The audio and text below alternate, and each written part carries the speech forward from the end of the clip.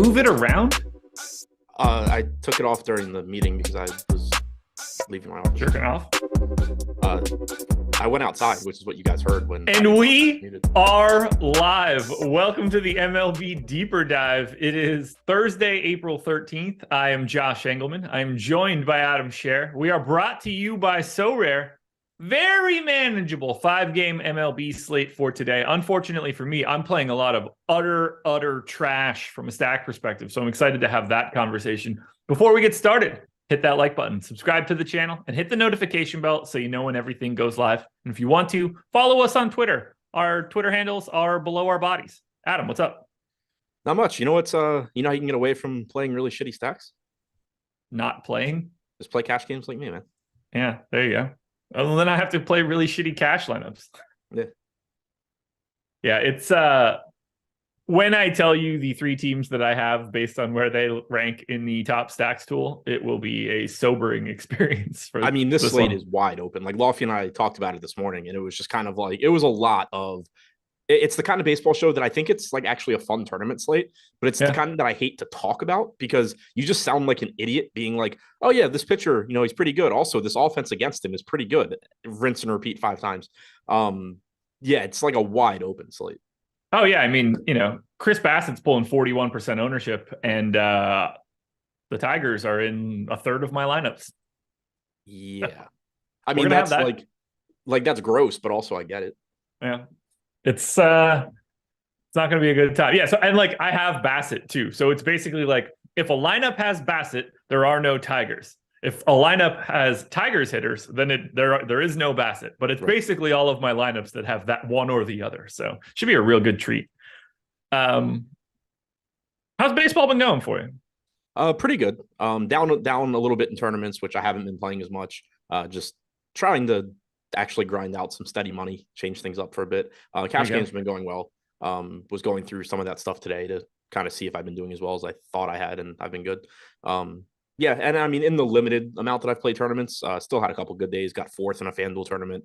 Had one of those days on DraftKings where I had 8% of my lineups in the top 1%, and the best one finished 9th or something. Of course, we can't all be Steve. No. Just finish first constantly. But yeah, I've been happy with how I played tournaments, and my results in cash games have been where I wanted them to be so far. So can't complain. 3 straight days is wild. That's insane. That's absolutely insane. I mean, I can't picture it. Like it's at least from baseball, the last thing that I could like the last Uber heater that I can picture. Like Alex went on one for a bit, like 2 or 3 years ago, Yeah. and that was aggressive, but Yeah. it still wasn't. Alex I had don't a think. 7-figure like July one summer. Yeah, it just feels. I mean, Alex that summer kind of did what I don't know that he ever won 3 days in a row, but what he did was he just won like every one of the special high stakes tournaments. Yeah, he hit everything that mattered, right? Which was fantastic. He kind of did like Yoda had a similar run recently, but Alex did that baseball season where it was like anytime you have a random $888 where it's 250K instead of 100, Alex wins. Like it's staggering. So kudos to Steve. Don't be afraid to do a baseball show if you want. Plenty of content to go around. You want to try and get that message out. He was in our office hours channel for premium subscribers today, taking questions. He does that every Thursday. So if you're interested in getting a little bit more info from DeColts, all you got to do is sign up at Stokastic. But I'll let you guys know how you can do that in a bit. We got a 640 lock today, so we started this one a little bit earlier. Hit that like button if you haven't already. 37 likes, 300 people. You ready to talk this slate? Yeah. No, this is going to be a just absolute tire fire. 4.8 run implied total for the Cincinnati Reds, 4.4 for the Phillies. Nick Lodolo going for Cincinnati, Bailey Falter going for Philadelphia. Certainly need to talk about Lodolo here. 9,400 on DraftKings, 10,800 on FanDuel. He is 47% owned on DK, another 28 on FanDuel. How are you seeing Lodolo as the highest priced pitcher on today's slate? I think he deserves it. The matchup against Philly isn't really that scary. This certainly isn't what the Phillies expected their offense to look like this year. It'll look somewhat different by the end of the year once you get Bryce Harper back. But obviously Hoskins also out for the year after tearing his ACL in the spring. So not the same lineup that you normally see. And then also, and this is one of those, it's such an egregious decision on the surface that I just assume he's going to have a massive game. But Bryson Stott leading off here for Philadelphia makes Nick Lodolo actually look a bit better. Lodolo is very, very good against right-handed hitters. Since coming up last year, he has a 29.5% strikeout percentage against righties, 159 expected ISO, so like average power numbers allowed, still above average strikeout stuff. But against lefties, he has struck out 40.5%. Now, granted, this is a limited sample because most teams just aren't going to run lefties out there against him, but a 40.5% strikeout percentage. Expected ISO is 0.017. Expected WOBA 179, and the Phillies decided to throw a lefty at the top of the order for the most at bats possible. So marginal bump for Lodolo there. Again, like I said, the way things typically play out is this makes zero sense. So he will probably go 3 for 4 and like ruin Nick Lodolo. But Bryson Stott leading off, I can't see it as anything but a positive for Lodolo. And I already liked Lodolo. We got the Phillies lineup that we expected when we talked about it this morning. The only difference is just, again, you're getting maximum plate appearances from Bryson Stott instead of him being buried at the bottom of the order. So there's no reason not to like Lodolo here. He looks great. The only, I guess, negative is that, this game is in Cincinnati, so it's a favorable hitter's park. It's also around 80 degrees in Cincinnati, so the ball should be carrying. Also still very convinced they're using juiced balls, so the ball's going to carry anyway. There is substantial home run risk here, but in the context of this slate, there's just not a lot of good pitching. Nick Lodolo is a good pitcher. Nick Lodolo has the highest, going back to last year, the highest strikeout percentage of any pitcher on the slate by like 5 full points ahead of Joe Ryan. Joe Ryan's facing the Yankees, so clearly you have some other extenuating circumstances there as well that make him risky. It's just, it's not the Spencer Strider spot from yesterday where you literally can't point to a single negative, but it's still pretty clearly the best spot on the slate. I was going to say, we got him at 47% ownership, 45% top 2 pitcher odds, 30% top value. Is he under owned? I think at the very least he's correctly owned, and I would expect, like if I were playing tournaments tonight, I'd expect to be getting more than the field, because the other thing that I look at is, so like right now on DraftKings we have him 48% ownership, 45% chance of being top 2. But then you look, Jordan Montgomery, 40% ownership, 30% chance of being top 2. Chris Bassett, 40% ownership, 28% chance of being top 2. So when you look at the guys that are most likely to succeed of those 3, because I think Lodolo, Montgomery, Bassett are the top 3 on this slate, and then there's a gap. Lodolo is the least overowned of those 3. Yeah. Same value. Like same chance to be a top value, essentially. Right. Like it's the top stack or top pitcher odds that are really changing. Right. So yeah, he's almost like underrepresented. Yeah. And to clarify, I'm not saying that like I think you should necessarily be getting away from Montgomery or Bassett either, but it's just when I think about like how I build my lineups, for one, I've said before, typically I'm not going to be as worried about getting the chalk pitching as I am chalk bats, because it only takes up one spot in your lineup and it is more projectable than hitters are. But also, and this is something that I think you've seen really going back to last season in tournaments, comes into play with the bats as well. You can tell me that the most likely team to succeed is like correctly owned and not under-owned. But then if you tell me that teams 2, 3, 4, and 5 are all also correctly owned or over-owned, I'm going to just go back to playing team number 1 that projects the best and is correctly owned. That's the same thing here with Lodolo. Yeah, he's not under-owned, but he's not as over-owned as the other pitchers that I really like, and he's the one that projects the best. There we go. What do you want to do with Falter on the opposite side? Obviously, a very nice matchup here. Anytime you can take on the Reds, it's going to be helpful. They are running out 9 righties against the lefty in Falter. He's 7% owned. He's 7K. It's a 5-game slate. I actually have a little bit more than the public here on Bailey Falter. Not that I like it by any means, but, the Reds stink. Yeah, if you want to get to more than 6% Bailey Falter, fine. I don't think you should be going crazy there. But you have 17% ownership coming into Johnny Brito. You have 22% coming into Nick Martinez, 20% to Ryan against the Yankees. I think the Ryan conversation is a little bit different because he does actually have, like, he is actually a good strikeout pitcher, at least at times. But like Nick Martinez, completely mediocre pitcher. Brito doesn't project to be a great strikeout pitcher, limited sample in the majors so far, obviously. If you wanted to make the case that, Bailey Falter isn't good, but isn't 1/4 Brito and Martinez, I completely buy that argument. Okay. We're on the same page there. Yeah, I got to like 16%. So, a little over 2xing him. Fine. I'm not going to like go out of my way to try to figure that out. I have too much Nick Martinez. We'll get to that in a bit. Well, let's start with the Reds. 3rd in ownership, 4th in top stack, 2nd in top value, number 1 in our stack score. And this is one of the teams that is in like a third of my lineups. I have all things Cincinnati Reds right now. And when I see this, when I see my exposures, and then I see that their starting lineup has an aggregate WRC plus of 90, I get mildly sick to my stomach.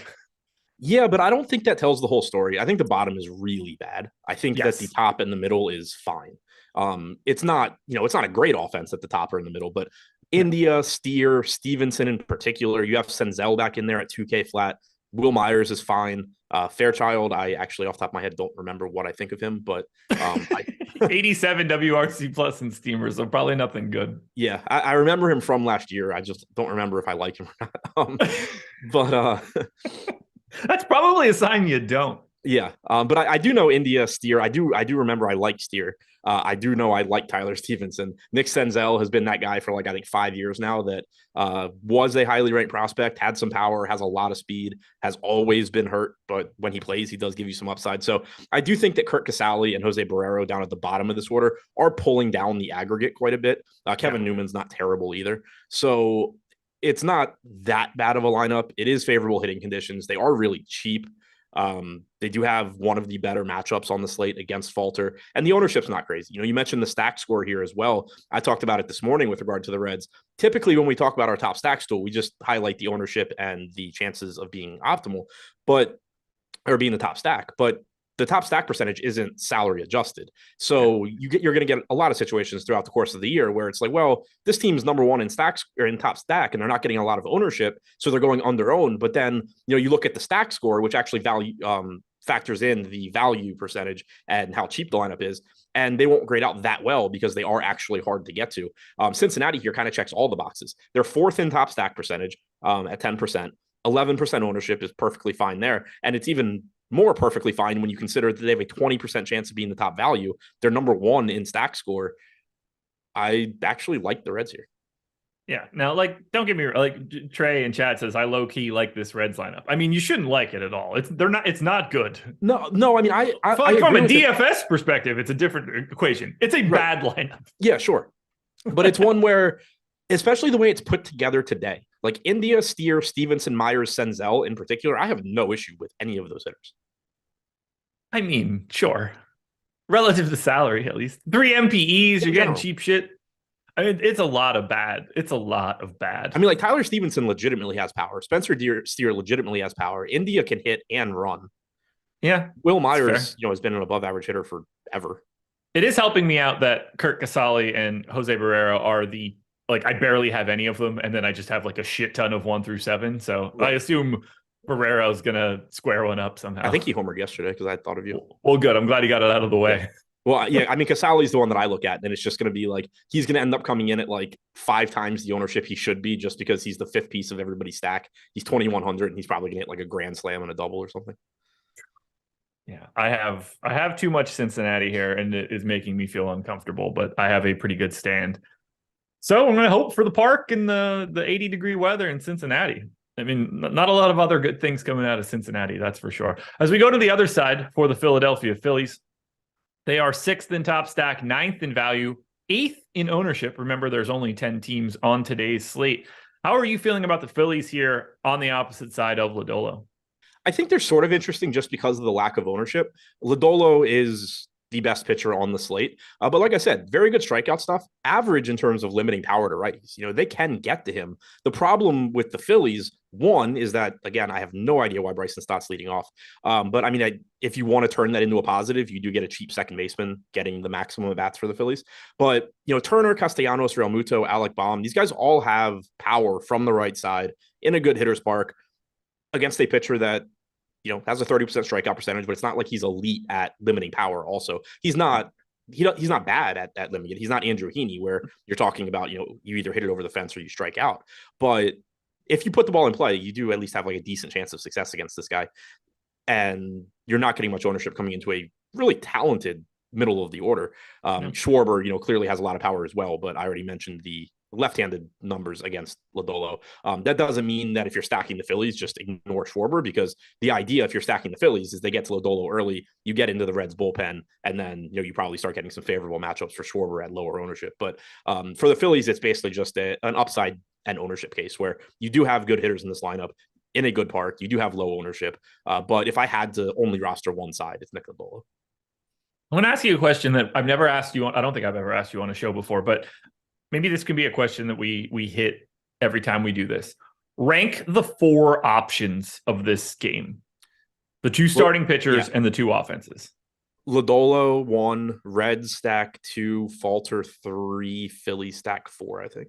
Okay. And that, they're probably a lot of the time they're going to mirror each other. Like if Nick Lodolo is the number 1 option, it's going to be hard. Like more often than not, it's going to be hard for you to say that the Phillies are the number 2 option, unless we're talking about like value pitchers. I do think I'm going to switch it up though and go Phillies 3, Falter 4. Okay. Gotcha. We should probably hit on that. Like, I think that's a good way to sort of put a bow on each game. Especially on slates like this, because it can be really, I know it can be really difficult. And like I said, I've realized that it kind of sounds ridiculous, especially the less familiar you are with MLB DFS specifically, the more ridiculous that type of analysis sounds, because it's just so counterintuitive. So I realized that, like, especially on a 5-game slate where you don't have a ton of standout pitching, otherwise, when you kind of take a step back and try and think, what did I hear on that show? It's going to be like, the pitchers looked good and the offenses looked good everywhere. Right.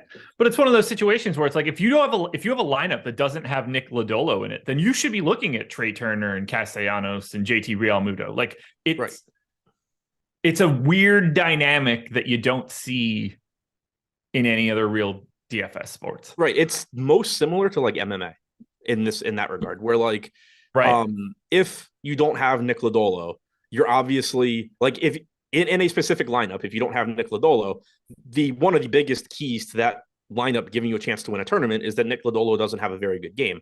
If Nick Lodolo doesn't have a very good game, like if you know that Nick Lodolo has a bad game, the projections on the Phillies just go up, obviously, because Nick Lodolo had a bad game. It's not to the extreme of MMA where, like in MMA, I mean, there is to some extent with scoring, but like there's not much of a middle ground. Somebody wins the fight, they get a huge bump. You get plenty of baseball games where Nick Lodolo scores 18 DraftKings points and is perfectly serviceable, and the Phillies score 3 runs and maybe one of their hitters is good from a tournament winning standpoint. You get that a lot in baseball, but there is, still that negative correlation aspect that you don't really get in a lot of other sports. You don't get it in basketball. You don't really get it in football. Like the closest you're going to get in football is talking about, if I play this running back and he scores 3 touchdowns, his wide receiver probably didn't do well. But like, you don't get, and that's the same team too. You're not getting it on the opposite side where it's just like, well, you're never talking about the defense. Right. Yeah. Or vice versa. Like, exactly. Like, yeah, I mean, I guess that would be like, if everybody's going to play the cheap, whatever 2K defense, there's some case to be made for playing more of the offense against them, but it's not a strong enough case that you ever actually do it. Baseball, you do get that negative leverage piece, which I think some people weight it a lot more than others. Like for me, it's not something I weight specifically, but it is something that will naturally show up. Like today, for example, you have the Phillies getting 8% ownership. If Nick Lodolo, obviously part of the reason they're getting such low ownership is because Nick Lodolo is very good. But if Nick Lodolo were pulling like 25% ownership instead of 50, you would have more ownership going to the Phillies. And as a result, they wouldn't be as low on the stack. So it gets incorporated anyway, but I know like some people weight it more. I know a few years ago, at least, I'm convinced that's all that Sean Zahn was using when he played was negative leverage. But it's an added benefit that you don't get in other sports. Like you're taking the risk of getting to the Phillies, but you do get the added reward of not only if they do well, you know, are you benefiting, but if they do well, 50% of the field just lost their SP1. Fantasy Guru wants to know who's the best value outfielder on FanDuel. Try not to give 25 different names. At least it's only a 5-game slate. Yeah, I'm trying to get to the answer first. Yeah. He's not on this slate. All right. Tyler O'Neill is showing up number 1. There you go. Tyler O'Neill. And I have no issues with that. Followed by Fairchild and Myers. Speaking of this game. There we go. Before we get to game number 2, let's just talk about the schedule. That's going to be pretty easy. Coming up at 5:45, the moment that we finish this one off, MLB Live Before Lock will step in and take you all the way up till 6:40. I believe that is the time for lock for today. You've got 4 early games, and then you wait 2 hours for Padres Brewers. So if you're heavily invested in the early games and you're not in first at that point in time, don't expect it to happen after Padres Brewers. Yankees, 4.6 run implied total, and hit the like button if you haven't done it already. 650 views or 650 viewers, 91 likes. Yankees, by the way, just to go back to Stuart Fairchild for a second. Steamer has him with a 93 WRC plus. Zips is at 104. The Bat's at 104. Steamer has him with a 177 ISO. Zips 189. The Bat 192. So I do think that he's still at his price a good play, and at the very least seems to have some power. Had a 217 ISO in the majors last year and 110 plate appearances. Hitting third, 5-game slate, 8% ownership, $2,300 outfielder. He is a guy that I have a bit of. 4.6 run implied total for the Yanks, 4.1 for the Twins. Johnny Brito and Joe Ryan going here. 17% ownership coming into Brito, 20 coming into Joe Ryan at 8,800. Who do you get to more? So I hate this Yankees lineup for Joe Ryan. I still think you probably play more Joe Ryan. Yeah. But I like Joe Ryan less now than I did this morning. The Yankees lineup is very different than their projected lineup, and it's not very good for Joe Ryan splits. No, it is not. So when you see 20% ownership right now on Joe Ryan, are you interested just because the other 3 guys around him are all 40? Yeah, so I'm still interested just because of the range of outcomes thing. And, going back to what we were talking about on some show yesterday about just being comfortable with being wrong constantly in baseball and in DFS in general, but baseball specifically. Just because I like Joe Ryan less doesn't mean that if the field is going to give him to me at half the ownership of pitchers that project slightly better, that I'm not going to still take that chance and just hope that it doesn't go the way that I think it's going to go. That's, just sort of trusting the numbers. I don't remember what show it might have been with Neil. I don't remember who I was on with, but just talking about, I was saying that I actually think that in baseball, now I have a much more automated process. And so that takes a lot of bias out of it. But for years, I've actually thought that I'd be better at MLB DFS if it wasn't the sport that I knew the most about, because more than any other sport, I have the tendency to like build lineups and then look at them and go like, oh yeah, I don't want that. Let me adjust something, instead of just, like MMA where I know nothing about anybody. I just say like, oh yeah, this is what the data that I'm using says I should do, and I'm going to do it, and it works out. That's something. Joe Ryan's like an example of that. He is projected to go under owned. He has a 24% chance of being a top 2 pitcher, 20% ownership. It's factored in that the strikeout matchup got worse for him when you got this lineup. So me looking at it and saying I hate this lineup for Joe Ryan is me just basically double counting something that's already there. I again will say I hate this lineup for Joe Ryan, but I would still be playing him in tournaments just because the data backs it up and the computer's going to be right more than I am. Yeah, I'm 2xing Ryan right now. So much of it just has to do with the fact that the other 3 guys around him are 2xing him. So like it's just naturally pulling him up. I have him projected worse than all of those guys, but it's just do I want to be playing 40% Joe Ryan against the Yankees? Hell no. But this is where we stand right now. What do you want to do with Brito here against the Twins? I think he's kind of similar to Ryan and Martinez. 19% chance of being a top 2 pitcher, 17% projected ownership. Doesn't project as a great strikeout pitcher, at least right now. He's only 25 years old, but 15 total starts at AAA last year, 18 total games, 70 and 2/3 innings pitched, struck out 18.5% of hitters. He had a 22.5% strikeout percentage at AA last year. The bat projects him for a 19% strikeout percentage. Zips is at 17.5. There's nothing you're looking at there that looks great. From a pitch count standpoint, he did throw 92 pitches last time out, so at least we don't have to be overly concerned about his workload if he's pitching well. You have a 4 flat implied run total for the Twins. Their lineup's a bit better than I thought it might be. Byron Buxton got hurt yesterday, but he is still in the lineup today. Carlos Correa is back in the lineup. They have Edward Julian leading off. He is somebody I had actually happened to look up earlier before the strategy show. He's one of Minnesota's top hitting prospects. He projects as somebody that kind of doesn't have a position in the major leagues, but that his bat is going to play. He's 2K flat leading off, but he projects as somebody that he strikes out in the minors. He struck out a decent amount, but he also walked a ton. So he's somebody that just sees a lot of pitches, gets deep in counts, also has power that's expected to play in the majors. So he's not an ideal guy to be facing. Correa and Buxton are in there. The lineup, drops off a bit. Larnach has some power. Miranda has some power. I have no idea why Nick Gordon's hitting 7th on this team. He's somebody that really broke out last year and surprised me, impressed a lot of people. Don't know why he's hitting to the bottom of the order, but he's actually good.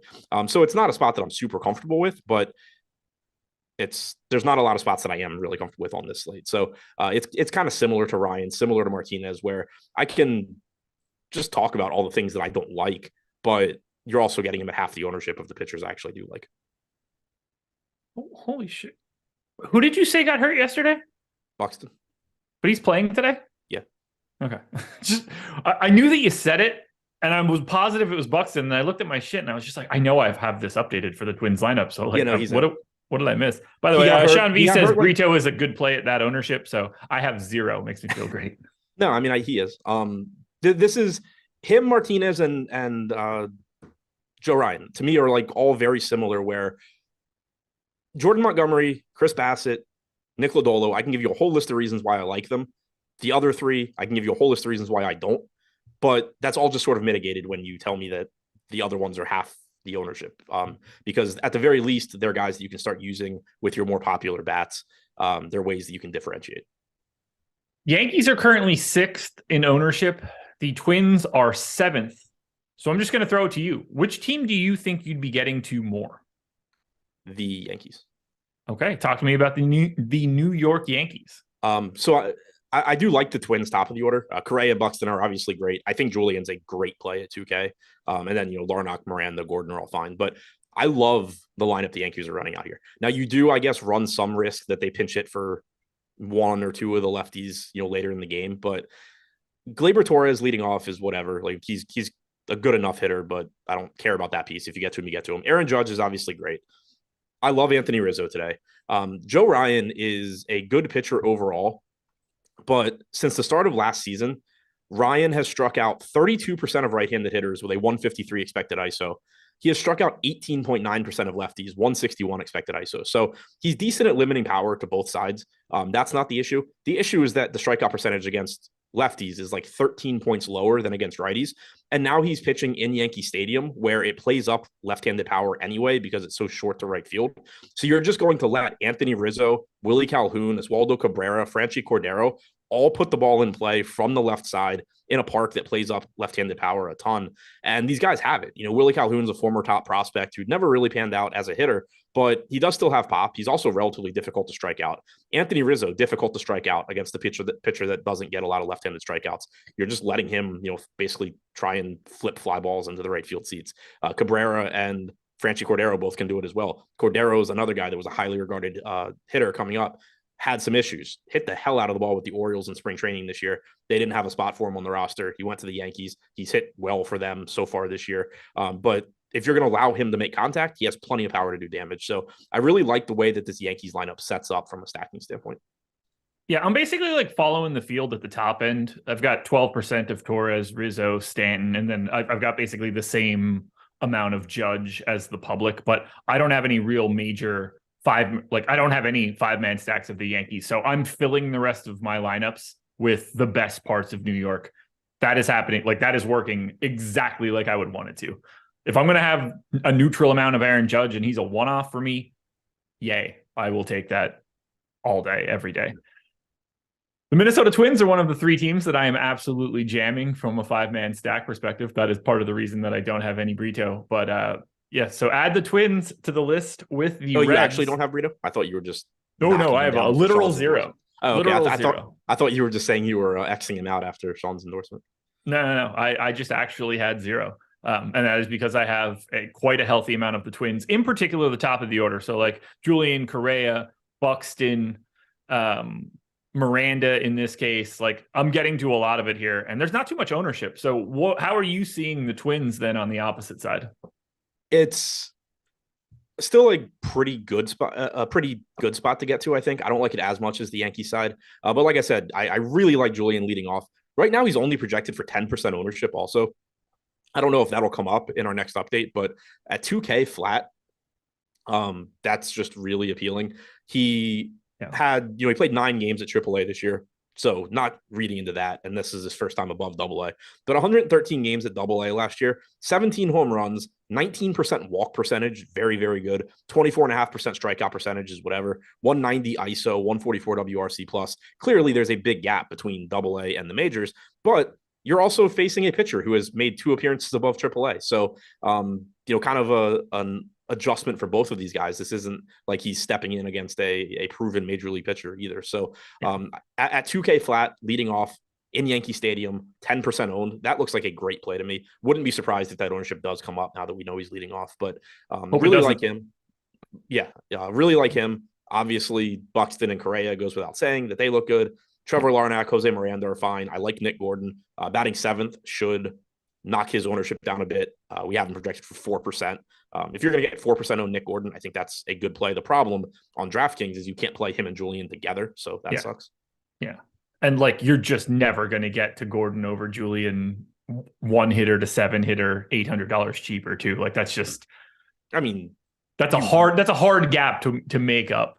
It's going basically to happen, no ownership either way. Right. It should be happening more often if like we get updated ownership and Julian now is 18-20%.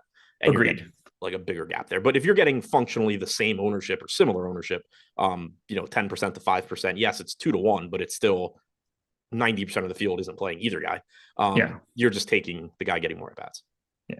So yeah, I've got 30% of Julian, Correa, Buxton, close to it on Miranda.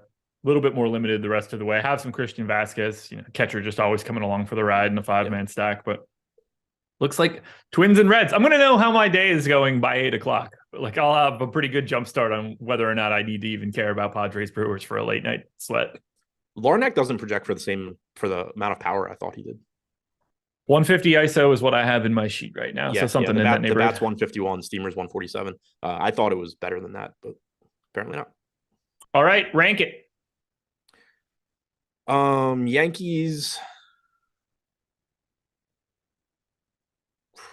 Yankees, Ryan, Twins, Burrito. Okay. It's a tough one. Yeah, this one's pretty flat to me. Yeah, I think this one's really close. I'm kind of just thinking of it like Ryan does have good strikeout stuff. And obviously, like I said, the splits are drastic, but that doesn't mean he's never going to strike lefties out. If he's really locating well, he can strike out anybody. So thinking about it from like an upside standpoint, if the Yankees do poorly, I think there's a pretty good chance that Ryan is just like mowing them down. Whereas if the Twins do poorly, I think there's a better chance that like Brito is just getting balls hit at people and it's not really helping anybody. Time to talk a little bit about Sorare, presenting sponsor of this show. Hit the like button, by the way. That's what they want you to do the most. But this is going to be very different. If you haven't heard about Sorare before, this is a different mechanism than what you're used to. So you're like buying and selling cards that you can have in perpetuity. It exists for MLB. It has existed for soccer for multiple years. We're pushing the NBA as well. You can get to Sorare shows on our YouTube channels if you want to take those in. You're using ETH to buy NFTs. I know that's a big buzzword. You're nervous about it potentially if you haven't paid attention to the scene. This is very different. We're going to see things like this grow and grow and grow. And Sorare is not going anywhere, folks. So if you want to, say, buy Byron Buxton card, you buy that card, you have it, and you can deploy him every single week into your contest to try to win more cards, potentially ETH prizes, just money in general. You're trying to build up a better stable of playable cards that you can enter into contests if you sign up using the link in our description. And after you make your first 5 card purchases on their primary market, you'll get 1 free limited card. Can't beat that deal. It's a pretty valuable offer, if I'm being perfectly honest. And when you use these cards, when you get in contests each week, your cards gain experience, XP. They become slightly better for the week after. They get more and more powerful. If you decide you don't want it anymore, you just put it back out on the market and sell it to somebody or trade it to somebody if you want. Lots of flexibility. I really think that you guys should check this out. Link in the description. This is more of the future than what you're going to be used to, guys. So please go check it out. All right. So I just wanted to follow up with something on Nick Gordon because somebody in chat said it was awful. And it is like his actual numbers last year weren't great. He was just like, he was fine. He had a 111 WRC plus last year, 156 ISO. He ran pretty bad seemingly when you look at expected numbers. His average exit velocity last year was 97.1 miles per hour, or sorry, 91.7 miles per hour. To put that into context, Carlos Correa, 90.2. This is against right-handed pitching. 90.2. Buxton, 92.3. So Buxton edged him out. But higher average exit velocity than Carlos Correa. 212 expected ISO against right-handed pitching and 549 at bats since the start of last year. 159 actual ISO. 350 expected WOBA, 318 actual. All of that, again, backed up by him also hitting the ball hard as shit. Like, he seemingly got very unlucky last year. The Toronto Blue Jays have a 5.6 run implied total. The Detroit Tigers, 3.8. Chris Bassett going for Toronto. Spencer Turnbull going for Detroit. 40% ownership coming into Bassett. Basically none coming into Turnbull. Let's start with Bassett. 8,200. Feels pretty good, at least from a value perspective here against the Tigers. Yeah, it's a good spot against the Tigers. The price tag is really what stands out. 8,200 on DraftKings, 7,300 on FanDuel. Obviously one pitcher site, so not apples to apples, but very, very cheap on both. Really struggled in his first start this year. He was fine in his second start. He also threw 109 pitches in his second start. So, it's still kind of early in the season, and sometimes we have to concern ourselves with, will this guy be allowed to go sixth inning? Can he throw enough pitches? The answer for Chris Bassett is very clearly yes. So that's, a good thing too, just from, how deep into the game he can go. Detroit is one of the weaker offenses in baseball. Bassett's not a great strikeout guy. Since the start of last year, 21.8%. But on this slate, that's still fine. That's the 4th highest strikeout percentage on this slate behind Lodolo, Ryan, and Jordan Montgomery. So no real problems there. Just looks good. I got nothing to add. I'm basically neutral to the field. I got 46% of Bassett, not having any trouble getting there. Do you get to Spencer Turnbull if you want to save some salary? That's a pretty tough sell for me. The strikeout stuff just has really never been there. He's better at limiting power than I remembered or expected him to be, but not a great strikeout pitcher, and most importantly, a brutal matchup against Toronto. Very true. Would you rather talk about the top stack and number 1 stack, the Toronto Blue Jays, or would you rather talk about the number 1 value and the third of my 3 teams that I am jamming in the Detroit Tigers? Well, I mean, I think the Toronto side is a little bit easier to talk about because it's pretty self-explanatory. One of the least talented pitchers on the slate is facing George Springer, Bo Bichette, Vlad Guerrero, Dalton Varsho, Matt Chapman, Alejandro Kirk, Brandon Belt, Whit Merrifield, and Kevin Biggio in a favorable hitters park where they have a near 6 implied run total. I said, like going back to the start of the 2020 season, Turnbull, not the biggest sample size because he's been up and down and injured and all that, but 148 expected ISO to righties, 140 to lefties. He has done that well, but that's overall. That's not saying every time he faces a lineup full of above average hitters, he does a good job limiting power. Good park to hit in, again. So the Blue Jays just obviously are in a good spot. The ownership here isn't really that problematic either. 16% projected ownership on DraftKings, 16% chance of being the top stack. 12.3 stack score is second only to Cincy. So again, that's that metric that I was referencing earlier where it factors in the pricing and it's telling you that even though Toronto, is more expensive than Cincy, there is enough value here or they're likely to be a good value team often enough that they're still the second best stack, everything considered. So I don't have any real issues with that ownership. It's comparable to the St. Louis ownership. It's, a bit more than San Diego, but they also have a better chance of being the top stack than San Diego. So I'm happy to get to the Blue Jays for sure. Yeah, I have they're filling out the bulk of my lineup. So I've got Springer, I've got Bichette, I've got Vlad Guerrero in 42% of my lineup. So I have no problem just jamming in the absolute nut hitters for each one of these teams, but they are not a team that I am stacking aggressively. They're just lineup filler. Yeah. And we talked about it on the show this morning, but it's early in the baseball season, so I'll reiterate it because I saw it. Mark Grabowski said the Blue Jays are going to bust. Somebody said they busted last night. Any team ever that we talk about on this show, if your take is they're going to bust, you are a massive, massive favorite to be right. So congratulations. Yeah. The Blue Jays have a 16% chance of being the top stack. So they are 84% not to be the top stack. The problem is if you're playing MLB DFS, presumably you're putting hitters into your lineup. And if your criteria is playing hitters that are not more likely to bust than not, there is not a single hitter that you can play. No, there is not. Unless they start accidentally pricing guys at $7 again or whatever the hell they did, or whenever Chris Davis was $100. Yeah. If Barry Bonds unretires, then there's an exception. Yeah.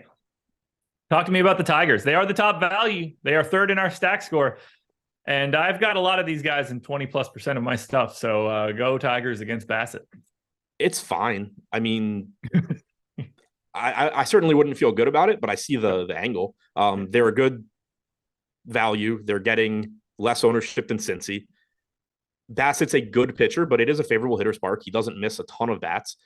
And you do have some raw power in this lineup. It's guys that are flawed, but Riley Green is one of the top hitting prospects in baseball. He's 3,600. Kerry Carpenter's got a ton of power. Spencer Torkelson tricked people into thinking he should be the number one overall pick not that long ago. So maybe that power will reemerge at some point. Javi Baez, we know, gives you power and stolen base upside when he's not swinging at pitches 800 feet outside. Akil Baddoo has some power. It's a bunch of hitters that are really, really flawed, but if Bassett's not on top of his game, at least they have the ability to hit the ball over the fence.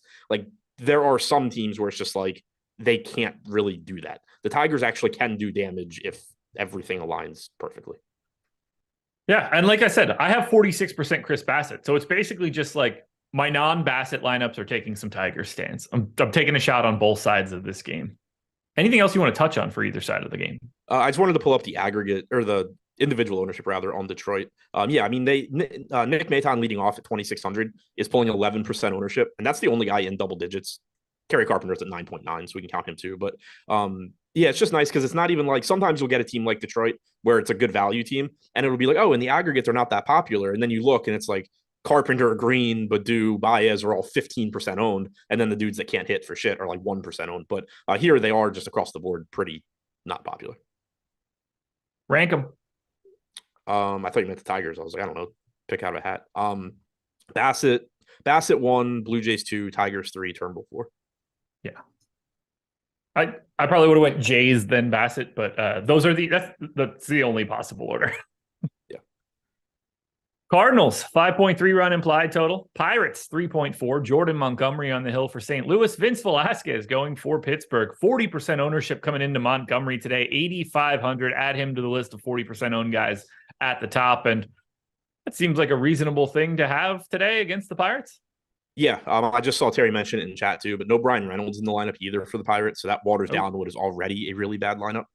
Jordan Montgomery has about a 22% strikeout percentage going back to last year. I mentioned it a minute ago, but that's fine in general. It's the third highest on this slate. He's just a good pitcher overall. He's somebody that I've always thought should, if he wanted to, actually get better strikeout numbers, but he's been in organizations that have prioritized him pitching to contact, getting ground balls. But the stuff's there. Since last year, a 22.5% strikeout percentage to righties, 27.5% strikeout percentage against, Since last year, a 19.9% strikeout percentage against righties, 33.9% against lefties. You are going to get a predominantly right-handed Pirates lineup. You have Ji-Man Choi and Ji-Hwan Bae as the only two lefties in there. But again, it's just a pitcher that doesn't walk a lot of guys.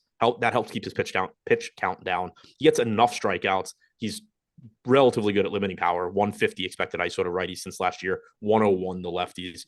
I think he's the second best pitcher on this slate. I think that you can certainly debate between him and Bassett, but I think it's Lodolo 1, Montgomery 2, Bassett 3, and then you take a pretty big step back and you get Ryan 4, whoever of Brito, Martinez 5, 6. Then you take another step back to the other 3.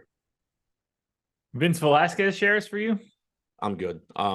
Somebody I used to roster a lot in DFS, but he's dealt with some injuries over the years. Strikeout stuff isn't quite as good as it used to be. Since the start of last year, 17.9% strikeout percentage to righties, 23.8 to lefties, gives up power, 224 expected ISO to righties, 191 to lefties. It is supposed to be about 75 degrees in St. Louis, so warm, but not quite summer. Ball's going to fly like crazy warm, but still pretty solid hitting weather there. And a Cardinals lineup that I just really do not want to mess with. Let's talk about that Cardinals lineup. Second in top stacks, second in ownership, fifth in our stack score, though. They are hard to get to from a financial standpoint, but they do look hella good with that run total. Yeah, they look really good if you can get there. The salaries is just, what's going to drive down their ownership a little bit, drive down how easy they are to get to. It's why they are third in stack score. Toronto just is a little bit cheaper in general. The pieces from the Cardinals that you really want to get to. Goldschmidt's 5,900 on DraftKings. Arenado's 5,400. Contreras looks good at 44. Gorman looks good at 38. Tyler O'Neill, we mentioned, is a really good value on FanDuel. He's 4,500 on DraftKings, though. Jordan Walker, we know, gives you a lot of power, but he is also hitting 8th.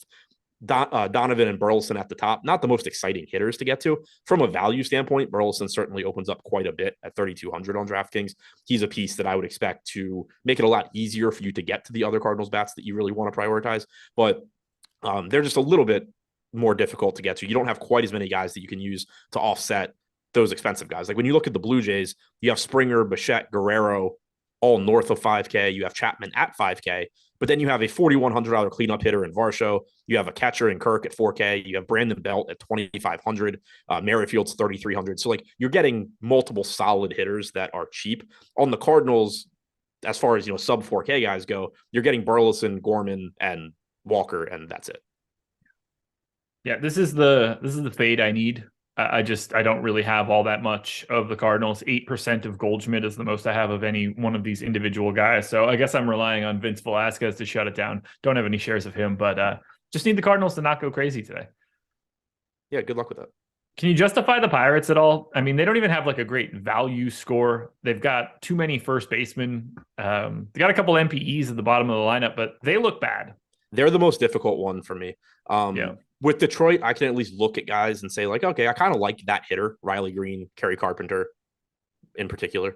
With, the Reds, you can look to India, Steer, Stevenson at the very least. For the Pirates, Brian Hayes, Andrew McCutchen, like, sure, Connor Joe, I guess. I really hate the Pirates. Yeah, I don't have anything to add. I got 2% of McCutchen, and that's the most I have of anybody on Pittsburgh. Like, this just, it doesn't feel like the spot. Rank them. Tough one. Yeah, Jordan Montgomery 1, Cardinals 2. Velasquez 3. I mean, I guess Pirates 3, Velasquez 4, just because it is baseball and there's crazy hitter variance. And Montgomery is going to be 40% owned if the Pirates somehow do well. You're passing a bunch of Montgomery teams, but yeah, I mean, I think it's Montgomery and 1 and Cardinals 2 aggressively. Agreed. Let's close it out with the final game of the day. But before we do that, we got to talk about, we talked about it before. We got to talk about it now. Our own Steve Buzzard, DeColts, is just absolutely nuking baseball right now. So if you want to have less money by playing against him, which is basically what we're telling you to do right now, but if you want to try to take him down, go for that top spot. Take Steve out. We can help you out right now. 80% off your first week. If you're new to this, 80% off your first week. Use the promo code SteveWins250. So SteveWins250. One big word. Your first week will be $2.50. You can sign up for either a weekly or monthly package and cancel at any time. This does not include Fantasy Cruncher. There's a link in the description of this video that will take you to everything that you could possibly want here. But $2.50 for your first week. Steve wins $250 because Steve has won $250,000 in the past 3 days. And not in just one contest and not in two. I don't know if you saw my message in the general chat, but I was like, Josh loses 1900 does not have the same ring to it. Yeah. Probably not going to sell a lot of subs there. Padres, 4.9 run implied total. Brewers, 4.1. Nick Martinez going for the Pods, and not Bryce Wilson going for the Brewers. It looks like it's going to be Colin Ray. So for Martinez, 22% owned, 7,400. I don't have, let's see. Colin Ray is flat 4K. Let's start with Martinez, 22% owned, 7,400. Decent enough matchup here against the Brewers. How do you want to handle Martinez? And how does he look in relationship to Brito? Yeah, decent enough matchup. One thing that does stand out here too is the weather. We have, obviously no Coors game, no Wrigley game, but you have warm weather in a favorable park in Cincy. You have downright hot weather in Yankee Stadium. You have the Rogers Center, which is favorable for hitting. You have relatively warm weather in St. Louis, so ball should carry a little bit better. And then you have 53 degrees in San Diego. So this one very much stands out as the most favorable place to pitch in general. Nick Martinez isn't a great pitcher. He's not a bad pitcher. He's just there. Doesn't get a ton of strikeouts, about a 4.5 xFIP going back to last year. But it's an okay matchup with Milwaukee. It's a good park to pitch in. He's just a guy. He's very similar to me to Brito, very similar to Joe Ryan. They're pulling similar ownership. They have similar chances of being a top two pitcher. 23.9% on DraftKings for Martinez, 24.4% for Ryan, 22% ownership coming into Martinez because he is $1,400 less expensive.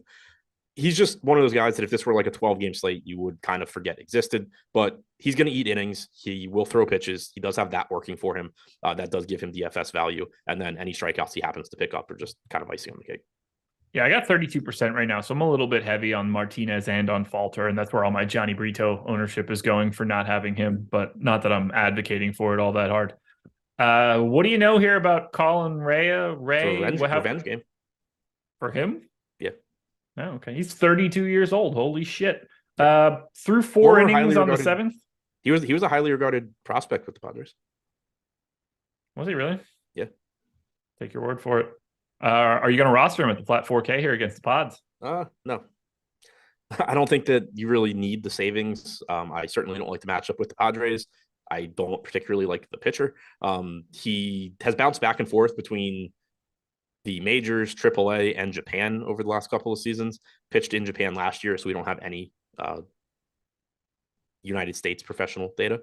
2021, he made 7 starts at AAA for Milwaukee, struck out 24.6% of hitters. Like you said, this year, 2 starts, 7 total innings.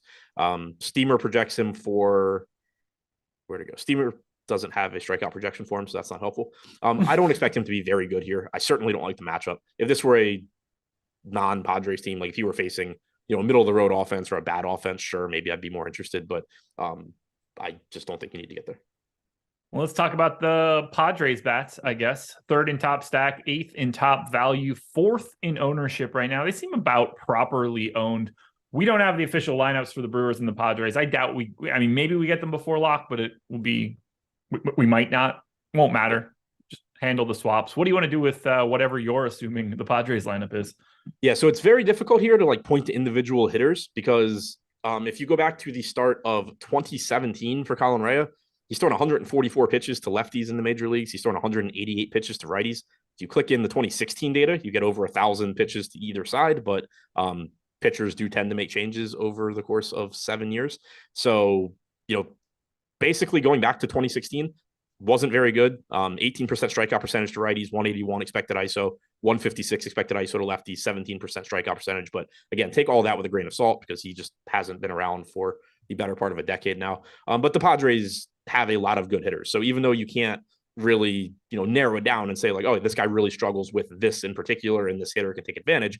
Trent Grisham, Manny Machado, Juan Soto, Bogarts, Cronenworth, Carpenter, Kim, all just very likely to be better at hitting than Colin Rea is at pitching. We got the lineup, by the way. For the Padres. Grisham, Machado, Soto, Bogarts, Cruz, Cronenworth, Kim, Odor, Nola. I forgot they had Cruz. So did I. Yeah, I mean, that's a very solid lineup. Yeah, they're good. I got nothing else to add here for the Padres. Who's missing that we expected? Matt Carpenter? Yeah. Or Cruz? Yeah, that's it. So there's that. What do you want to do with the Brewers side on the opposite end? Can you get a little bit of leverage against Nick Martinez? You can. I mean, he's not a very good pitcher. He is one of the guys that, like on smaller slates, you're going to see pitchers become popular just because of a lack of other options, not because of much to do with them. You do have that here. It's not like Nick Martinez is getting 20% ownership because he's good. He's getting 20% ownership because he'll be allowed to throw a lot of pitches, hopefully eat up some innings and not get torched by Milwaukee. So I do think that there is some leverage here. They are a decent value stack, 10% ownership, 9% chance of being the top stack, and then about a 10.5% chance of being the top value stack. So if we get a favorable lineup, I think you could consider going there. Yelich, Winker, Tellez in particular. Garrett Mitchell's really cheap, but they're towards the bottom end of stacks that I would like. Yeah, I don't really have much here. I wouldn't mind if I did. They'd be totally innocuous. It's just not a team that I'm getting to. So don't have much to really add here for the Brewers. So I will say this to you. Rank them. By the way, I really like this new gimmick. Yeah. Martinez, Padres, Brewers, Rea. I think if you flipped Padres and Martinez, it would be perfectly reasonable. I think that both sides of that are ahead of anything on the Milwaukee side. Yeah, I think we're on the same page there. So let's sum it up. Favorite stacks? So just in particular, Toronto, St. Louis, Cincinnati, without factoring in ownership or anything. If considering where ownership's at, I also do like the Yankees quite a bit. All right. Favorite pitchers? This one's easy. Lodolo, Montgomery, Bassett. Yeah, seems pretty safe. I actually wouldn't be surprised. Again, I'm not playing tournaments today, but I wouldn't be totally shocked if the way my lineups in tournaments worked out, where I just like jam Lodolo, Montgomery, Bassett, and then end up not getting the rest. Okay. Like, I think that's actually a decent strategy here, just given that for the most part, ownership across the board is reasonable. Yeah. And like none of the actual low owned pitchers are guys that I really want. Well, folks, thank you for hanging out with us for the past hour. You don't have to go anywhere. MLB Live Before Lock coming up next. Hit that like button if you haven't done it already. 900 people in the door, 150 likes. We can get up to 200 before we transition over to Live Before Lock. Thanks to Sorare for being the sponsor for this one. Good luck to everybody tonight. We'll talk to you later.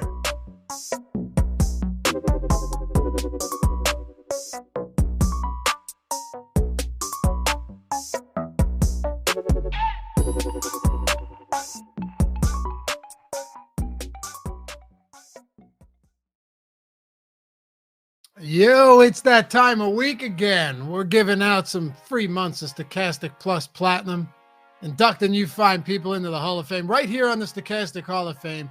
All you got to do to get involved, become part of the big show, is you're going to see many huge screenshots from today, is download the Stokastic profile picture at stokastic.com/avatar. Tweet your wins at Stokastic Hall of Fame, Stokastic HOF to be exact, and win a free month of Stokastic Plus Platinum, $120 value, and get inducted right here by me. Let's get into it. First up, Andrew St. Clair hit it last night. Yeah, you did. $17,500 in the Friday MLB squeeze. That kicks off the week in a big way here on the Hall of Fame. And then Jake Hari follows it up. Our own Jake Hari. Night in the hockey streets. Use the Stokastic NHL Top Stacks tool to get more or some extra Colorado 1 lineups for the top positive leverage stack of the slate. First place, 10K for old Jake Hari there. And these next couple, not qualifying for the free month, but we will have an Odd Shopper Hall of Fame coming up shortly. I don't know if we have. I don't think we do, but it's coming. I got to put them in there because they were massive. Monroe, does this count? No, but you still get up here, which is pretty cool. $4.50 wager, $10,600 win on that. Just massive long shot, 5-leg parlay, $4 in the $10,600. You do not see that often. So congrats, Monroe. That's massive. What about Tim Hutchinson? Thanks to Stokastic.com for the great tools. May not make the Stokastic Hall of Fame, but hitting 5 of these in one day is fire. Yeah, look at the ROI on all of these. Another one, using the Stokastic betting tools, using the Odd Shopper betting tool, the NBA Bet Pro. You know how it goes. MLB Bet Pro, to be exact. It's a beautiful thing. And then last one from a betting perspective before we get to some DFS. Adrian is that guy. I watch the show every day. Thanks, man. $100 in the $7,300 there. Another massive payout on a parlay. So, hey, betting life, betting world's coming to life, and I love to see it. Next up, Kevin D. Missed taking the 5K solo by 2 rushing yards, but still happy on the result. Also not pictured was a 10th. Turned 35 in the 950 last night. Top Stack Tool is my Bible. Thanks for all you guys do. MLB solo shot. All right, missed the 5K solo by 2 rushing yards. What am I missing here, Jordan? 2 rushing yards. Anyway, great wins, Kevin. 600 and 300 there in the solo shot. And then Kush God, the simple Stokastic Hall of Fame. Good start to the season. Yeah, $1,000 in the solo shot, first place. Big one there. And remember, guys, doesn't matter if you're playing in a field. As long as it's a field of 5,000 or more and you take a top 3, you're getting the free month. You're getting up here. Could be 25 cents to enter. Nickel, doesn't matter. Austin, the Masters was great. Sweating the last 18 holes was even better. Thanks for the data and resources that allowed me to earn second place finish in the birdie. $1,500 for Xmas time there, second place. And Jonathan Handy, hey, Stokastic, check out this cheeky win. Cheeky, huh? MLB win to start the season. Thanks all the great shows and projections. First out of 53. Oh, just got in there. Just got in for the free month. Congrats, Jonathan. And the final 2, shout out to Stokastic for helping bring home the bacon. MLB 5K Mini Max. First place, $1,000 going to Brady Smith. And we close it out with D-Fick. It's only $40, but I'll take a solo bink in a showdown with 22,000 entries any day. Just had to leave a little salary on the table. Nice breakdown by Matt Kajeski. Definitely helped. Hey, first out of 22,000. Now you can use the tools to level up, increase the bankroll and the stakes. Congrats to all of you guys. Remember, Stokastic.com/avatar. Tweet your wins at Stokastic Hall of Fame with the screenshots. Finish top 3 in a field of 5,000 or more. You're getting up here, inducted into the Hall of Fame, and you're getting the free month of Stokastic Plus Platinum.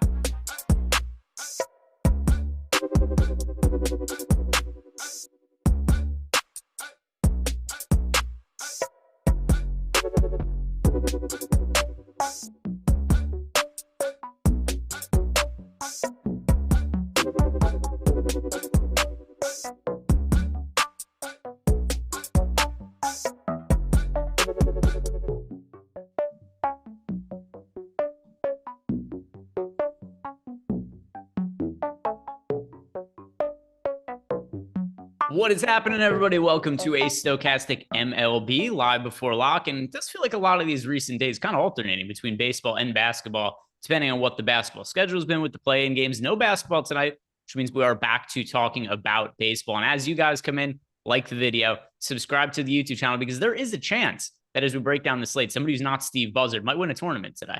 Unlikely. It's possible. Not a guarantee, but somebody who isn't Steve Buzzard might win a tournament. I'm not sure I've ever seen anything like the run that Steve has been on lately, where he has now won the large field GPPs on 3 consecutive days. Didn't know that was possible, but Steve has made it happen for sure. And since Steve has been on such a heater as of late, do you know about this deal that we're doing right now over at Stokastic? I have heard about this Steve wins 250 deal. I did not realize it was the large field GPP, by the way. I'm just learning that this is 3 days in a row. The large field GPP is insane. And because of this, like Neil said, we've got this promo code. If you use the link below, it's already preloaded into that. The promo code Steve wins 250, because Steve has won $250,000 the last 3 days. You sign up using that promo code. Like I said, you just click on the link below and it's taken care of for you. You get 1 week of all the baseball tools we have for $2.50. $2.50. That is all it is going to cost. by signing up using the link that we have below. It is 80% off your first week of any package. So also, if you guys wanted to sign up for a monthly package using the promo code SteveWins250, that will also get you 80% off that package just when you sign up. Use that promo code, once again, SteveWins250, or just click on the link below where it is already preloaded for you. Be cool like Steve. Win all of the money in the world with access to all the projections, our top stacks tool, our top pitchers tool. And Neil and I are about to break down some of the data in that. If you guys have any questions for us as we go along, throw it into YouTube chat, throw it into Discord, and we'll answer some of those as we go. How's your day going so far, Neil? Can't complain. It's been a nice day. It's beautiful out here in Minnesota. It's 80+ degrees. I think I made a prediction this weekend that we were going to lose all the snow in our property. It was going to be gone on Thursday. I believe I hit it exactly. I think we finally saw the last of the snow on my property today. So very excited about that. Excited to talk some baseball. I have a slate that starts a little bit earlier than usual. I do have one ask for people in chat, or if you think of it, Greg, can you remind me when there's like 5 minutes before lock that I should set some lineups? Because I forgot yesterday. Adam and I did a strategy show that was like going up until lock, and then 20 minutes later I was like, oh shit, I just completely forgot to set lineups. So give me a gentle reminder. Dummy lineups or what? I had nothing.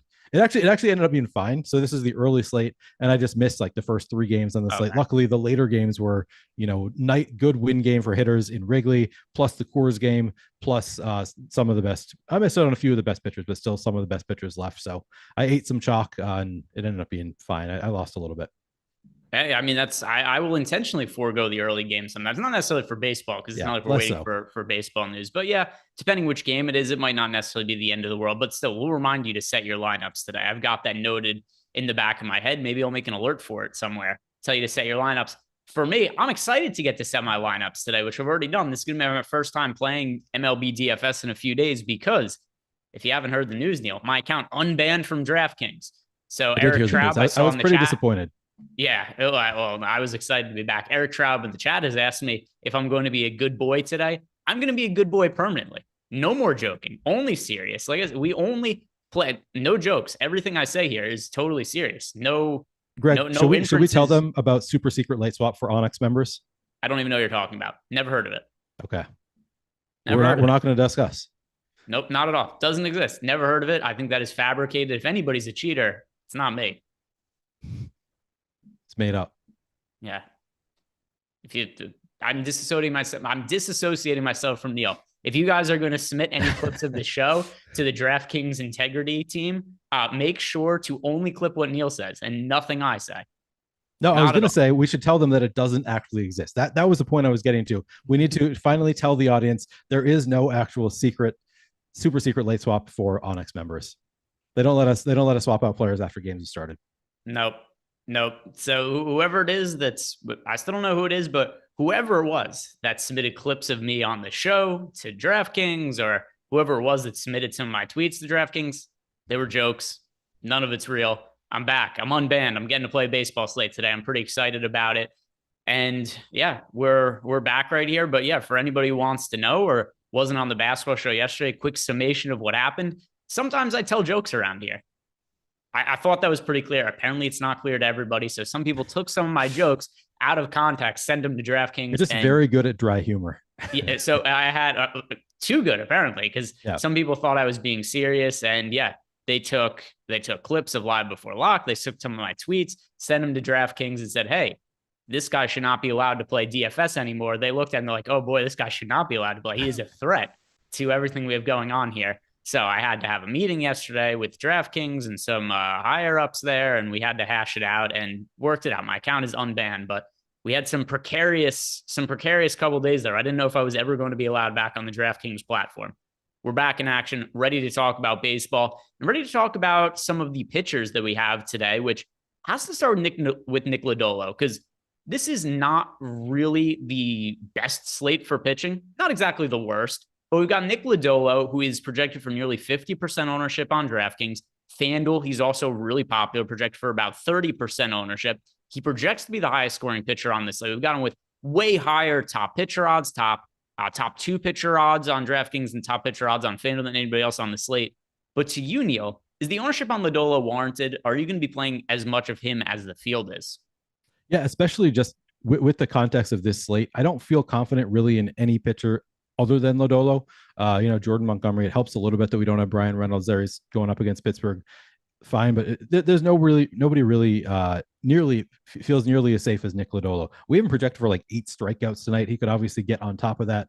The way I'm approaching it currently. So I was, thinking about how I'm approaching the pitchers on the slate, and I'm like, man, there's a lot of pitchers that like could go one way or the other. So I want to kind of flatten out my pitcher exposure for the most part. So the way I'm approaching it is I set a cap on Nick Lodolo to be in 70% of my lineups, every other pitcher at 40%. I think Lodolo just feels the safest, clearly has the most upside of any pitcher on the slate. So I'm probably going to end up above the field on Lodolo. Yep, I'm going a little more contrarian at offense and playing a bunch of Lodolo. So I find him hard to get away from. Even if he is to give up some runs, he has a lot of strikeout upside. This is kind of similar to the last baseball show. I'm fairly sure that you and I did together was the Andrew Heaney slate, was it not? Andrew Heaney and Dodgers. We kind of nailed that. Yeah, that show. So there was the Andrew Heaney slate, and I think a lot of what I'm going to say about Lodolo here kind of is going to be similar to Heaney, although Lodolo is like a much better version of this. But Lodolo can give up runs from time to time. He's in a really difficult matchup against the Philadelphia Phillies, but he generates a lot of strikeouts. 2 starts so far this year for Lodolo, 9 Ks against the Pirates. By the way, he got hit around a little bit in that start. He pitched 5 innings. He let 9 runners get on base in 5 innings, but he still puts up a big fantasy game because he strikes out 9 hitters. Last time out against the Phillies, same matchup as this game, but on the road in Philadelphia, ends up striking out 12 hitters in 7 scoreless innings in that start. So obviously that's the ceiling for Lodolo, but when you're getting those kind of strikeouts, it really does help increase some of the floor, even in a difficult matchup. So Lodolo, hard to get away from. I'm on the same page as you. He's going to be one of my most, if not my most rostered pitcher by the time we get to lock. Some super chats coming in. This first one is from Bryant Cook. Bryant says, I don't mind doing it for you, Greg, but it will free up so much time not having you upload lineups on my account on your congrats on the unbanning. Thank you. Don't get me in trouble here, because I have to read whatever's in these super chats. Thank you for the super chat. Appreciate it. Yeah, no choice. How it works. Eric Traub, in homage to your plight, Greg, I will no longer make parody accounts. Maybe. So now we don't know. The next time there's an account that pops up that's Eric's Tears or Hippopotamus, we don't know if it's Eric. I don't really understand that homage. Can you explain that to me? Do you understand it, Greg? So I think the way that he is saying this is just to be in line with my current situation. In honor of me being banned and unbanned from Twitter and being honest, he is going to honor that by only being himself. Okay, that's fair, I guess. Good. That's very kind of you, Eric Traub. Yes, appreciate it, Eric. He'll have a new name on YouTube tomorrow. The next super chat is from the Bird Nerd, and the Bird Nerd saying, thanks for ruining this super secret Onyx late swap. Yeah, it's gone now. Sorry about that. Sorry about that. Never existed. It's gone now. Gonna be good, but right? What's that? We play by all the rules here. I don't even know. Play by all the rules. Play by all the rules. Play by all the rules. All right, no serious questions in the super chats. It was just some of that. I'm going to go check the Discord really quick, and then if there's nothing in there, we'll get back to talking about some of the pitchers and being totally serious. Everything we say here is totally serious.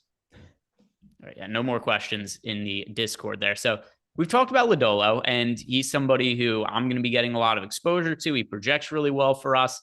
Is there anybody you are looking at in the upper end of the pitching pricing range that you are going to look at to potentially pivot Lodolo, to pivot to off of Lodolo in some lineups? Yeah, I mean, so we don't have anybody that's like up at the same price as Lodolo, but in the relatively high end, I think Jordan Montgomery, Chris Bassett, I feel pretty good about both of them in great matchups. Jordan Montgomery facing Pittsburgh again without Brian Reynolds at the top of the matchup, at the top of the lineup, looks pretty good. He's 8,500. Yeah, Steve Sam pointed out, can you really use the word safe when talking about MLB DFS? And that's a good point. You can't really use the word safe for anybody. I think I used it when talking about Lodolo. He feels safer, but like nobody is safe in MLB DFS. It's a rare thing. Maybe there's the occasional DeGrom start where he's kind of safe, but for the most part, nobody is safe. But I do think, Jordan Montgomery, Chris Bassett at least feel to me like they have higher floors than usual. So I would say after Lodolo, I'm probably going most to Montgomery, Bassett. I do like, obviously, Joe Ryan quite a bit. I don't love that he's facing the Yankees. You certainly can't use the word safe with Joe Ryan facing the Yankees, but pretty good strikeout stuff. I still think, if he's on, he can strike out the Yankees. He can still put up a good game here. So Joe Ryan, I'd include in that group as well. And I guess I just named every single pay up pitcher. So yeah, they're all there. As I said, I'm spreading out my pitchers for the most part. I set a cap at 70% Lodolo. I don't want him in every lineup, but for the most part, I'm trying to spread out the rest of my pitchers because there is no safe in MLB DFS. So here's what I like about Joe Ryan. It's really just an ownership relative to projection thing. So look at Joe Ryan and then look at Jordan Montgomery, look at Chris Bassett. So our top 2 percentage odds in our top pitchers tool, which is just pitchers odds being one of the top 2 scoring pitchers on the slate. Lodolo's in a tier of his own, 42.1%.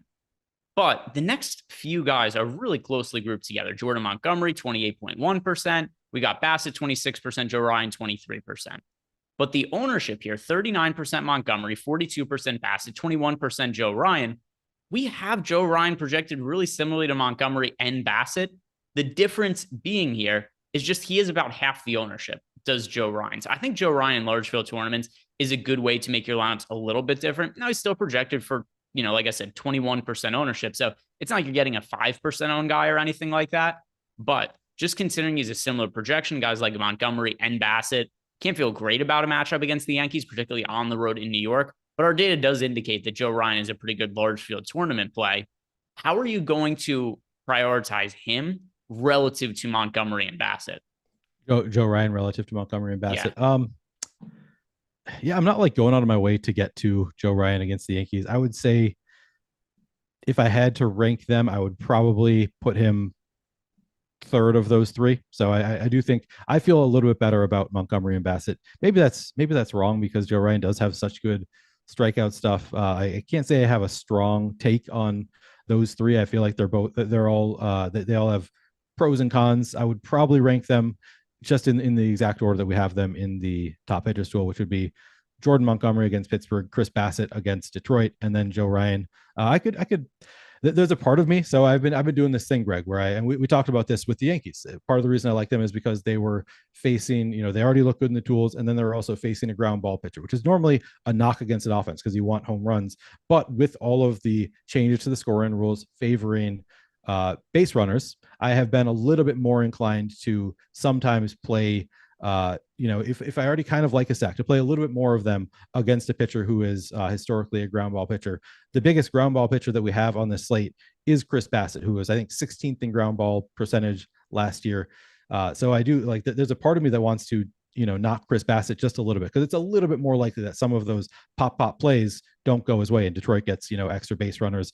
So I'm playing a little bit more. I'm going to play a little bit more Detroit as a result of that. Maybe that could be a good case for, knocking Joe Ryan ahead of Chris Bassett, but I still think it's probably Montgomery, Bassett, and Joe Ryan is the order for me. Yeah, no, I think that makes sense. And it is hard to click the button of Joe Ryan, but based on our data, it does make sense, at least in large field tournaments. For single entry, small field tournaments, certainly wouldn't go ahead and click him there. Also, very important that I address this. Immense Evans, and you'll understand why at the end that I felt the need to read this. He says, you should stop the corny jokes in talk about the sports. You and your buddy Eric. I do not like Eric. Don't call him my buddy. All right, pal? He's not my buddy. I am glad that was all I wanted to address there. And by the way, I agree. No more corny jokes. Only serious talk right now and funny jokes. No corny jokes.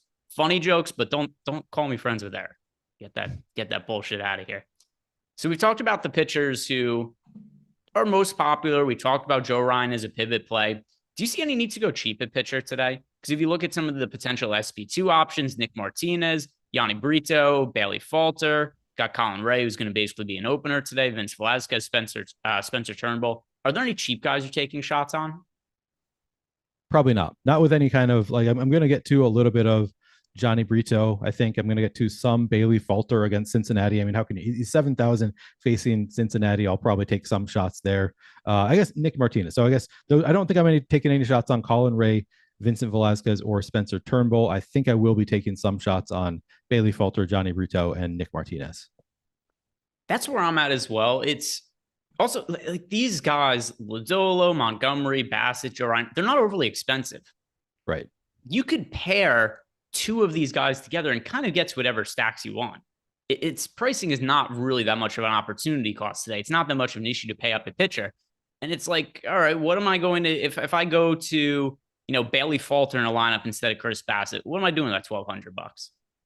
It just doesn't help all that much. So I've really gotten to more of the expensive pitchers today. I'm not really taking too many chances on the cheap guys. It's not to say that a 5% owned Bailey Falter, who technically in our projections does have a better chance of being a top 2 pitcher than what his ownership would suggest, but there's a higher floor on some of these guys, and I just find it an unnecessary step to take. I don't know how long Colin Ray is going to go into the game. Vince Velasquez has been terrible for years now. Spencer Turnbull, incredibly difficult matchup on the road against the Toronto Blue Jays. So there's nobody I really want to try here. Nobody that's really making my player pool in any kind of significant way. And if we go and look over at FanDuel, if I'm saving salary, Chris Bassett's $7,300 on FanDuel. FanDuel, here's where we have the pricing today. The only pitchers that are cheaper than Chris Bassett are Brito, Velasquez, Turnbull. And even those guys aren't all that much cheaper than Chris Bassett. So I think Chris Bassett is viable for a cheap option on FanDuel. DraftKings also, he's not all that expensive. I know he hasn't had the best starts of the season, but at least how things stand right now, I'm mainly paying up a pitcher, not really doing anything on the cheap end. If you had to play one cheap pitcher, is there one you would point to, or is it just no and it doesn't matter? If I had to play one, it would probably be, Bailey Falter, we've got at 6% ownership, 12.5% chance of being a top 2 pitcher. I guess, yeah, that's a really tough one. It would probably be Bailey Falter against Cincinnati for me. And it is at least what should be an easier matchup at the very least than what these other pitchers are facing. So if you look at the guys who are $7K and cheaper, Bailey Falter's on the road against the Reds. You got Colin Ray on the road against the Padres. That's a disaster. Vince Velasquez on the road against the Cardinals. That's not great. And then you got Spencer Turnbull on the road against the Blue Jays. Another disaster. So it is really hard to go all the way down and punt at pitching. Anything else you want to add as far as pitchers go? If not, we can move on to the hitters. Yeah, we can move on to hitters. I got nothing else. Okay. And I should also shout out that we are sponsored by Sorare today.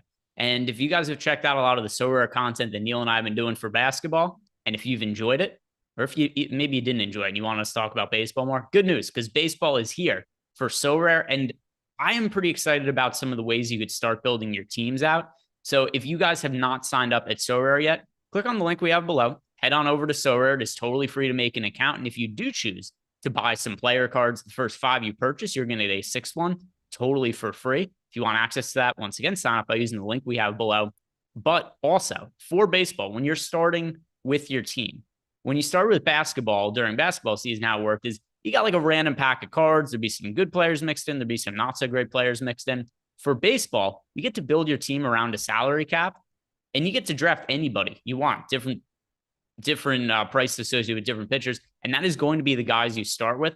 I haven't quite done it yet because I've been wanting to do it on a show at some point. We're not going to have the time to do it today, but probably sometime next week, hopefully when I'm on a show with Neil, because I like talking about Sorare with you. I don't want to do it with, I don't want to do it with Adam when Adam isn't paying attention. I want it to be with Neil. I want to be, and because I play Sorare. Yeah, it'll be fun. So sometime I'm hoping next week, Neil and I will do a show together where we could draft out my starting Sorare team. That should be pretty fun.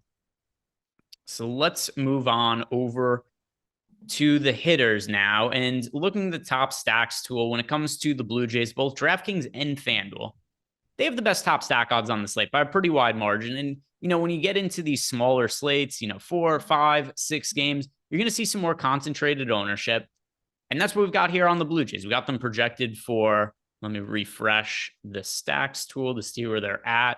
At least when I was looking at it before, it was like 17% top stack odds, 17% aggregate ownership. And it is currently 17% top stack odds and 16.4% aggregate ownership. That is for DraftKings. Now, if we look at the Blue Jays over on FanDuel, right now we've got their most recent run, 16.8% chance to be the top scoring team, 17.1% projected ownership. So we're looking at a team, fairly high top stack odds relative to everybody else. The ownership also being pretty high. Is this a team you were willing to get to as the most popular offense of the night? Yeah, absolutely. I mean, they're the Blue Jays.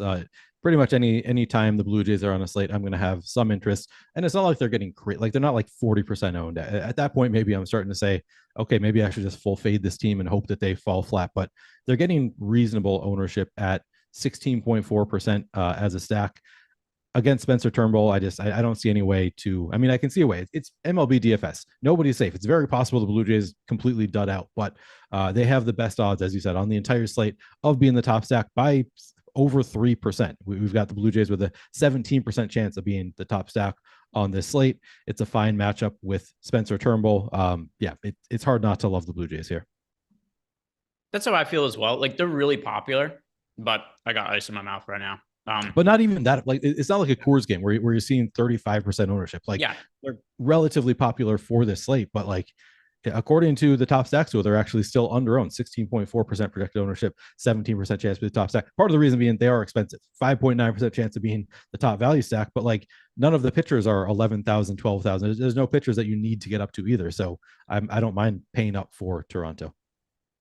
Yeah, and by the way, I didn't swallow the ice; it just kind of melted, so I haven't died. I tried to buy you some time by jumping back in there.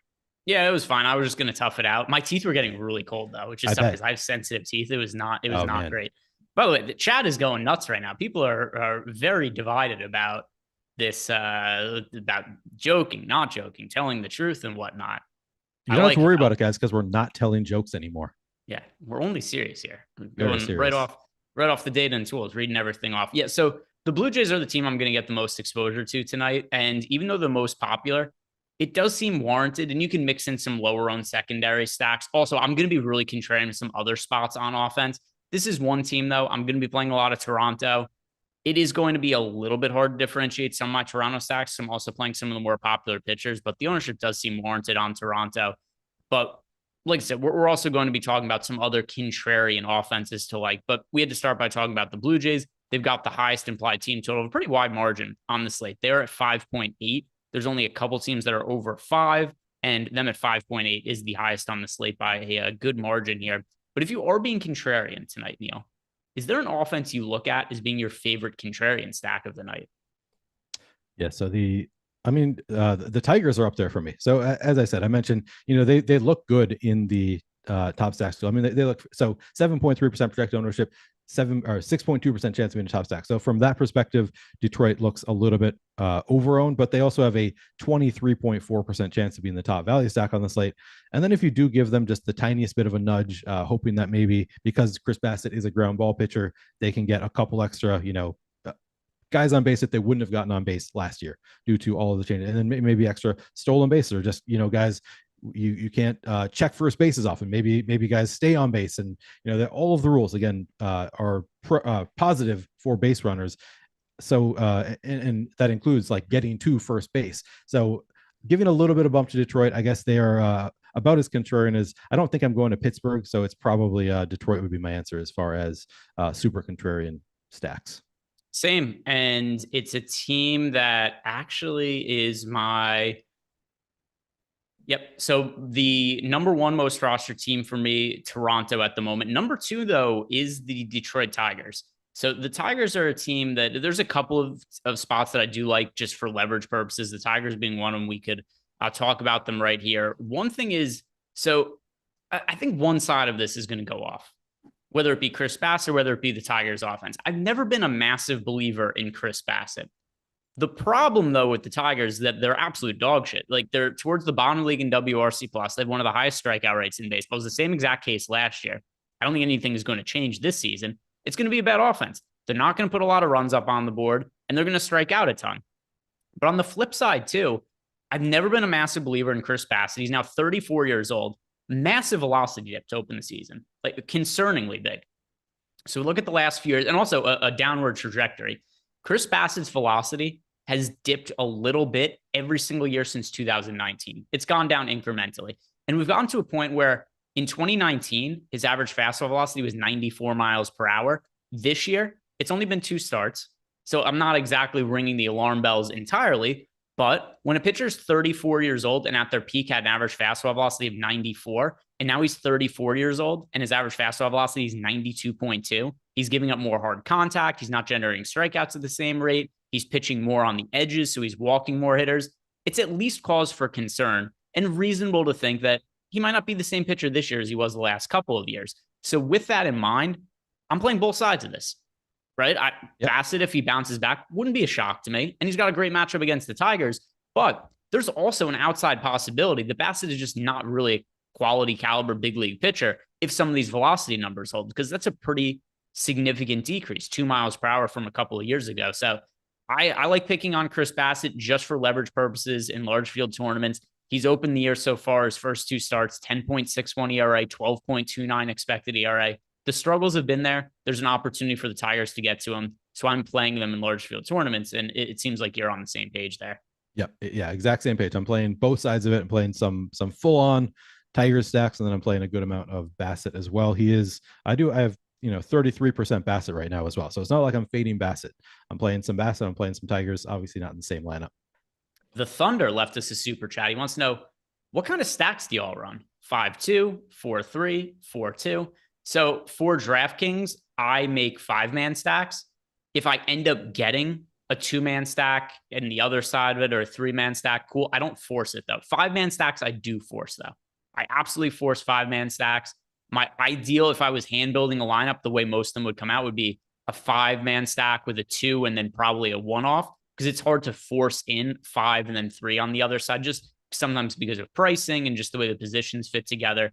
5-man stacks is basically a must for me. But how about yourself, Neil? What are the rules that you set up in FC when it comes to stacks? Yeah, so today I was debating doing some 4-3 stacks. So that was something that I did while I was doing some solo streams, looking at what the pros did. And by and large, most pros are running 5-2, 5-3 stacks. Like that is the most common. It was interesting to me though to see some pros like Nerdy Tenor did such a wide range of different types of stacks, and he would do a good number of 5-2, 5-3 stacks, some 5-man with just a bunch of 1-offs, but then also did a good number of like 3-2-2 or like random stacks that I had never considered. So I was thinking, on a smaller slate, sometimes on a smaller slate, I'll get away from the full 5-man stacks, thinking like, well, maybe none of these teams can support 5 bats that all put up decent fantasy scores. Maybe I want to go to some 4-3s, 4-2s. I think though there's enough teams on this slate that I see some potential from that I'm doing 5-2 stacks here. Yeah, 5-man stacks for me. And yeah, it's definitely different depending on the size of the slate. Like I think you could take more liberties on, say, a 2 or a 3-game baseball slate. And then also, like, I don't roster any hitters against my pitcher, but I would be willing to do that on like a 2 or 3-game slate, because you end up being pretty restrictive. But one other question, I know this doesn't directly answer it's not part of the question the Thunder asked, but how many games would have to be on a slate for you to consider rostering hitters against a pitcher? Like how few games would it have to be? So I did it on a 4-game slate. I did allow 1 against my pitcher on one particular 4-game slate, just because I didn't see any like standout pitchers I wouldn't want anybody against.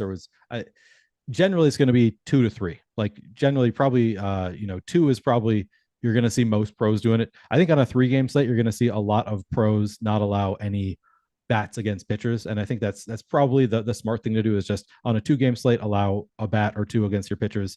I think typically I'll allow actually a couple 2 or 3 bats against my pitcher on a 2-game slate. On a 3-game slate, it's maybe I'll allow 1 against the pitcher.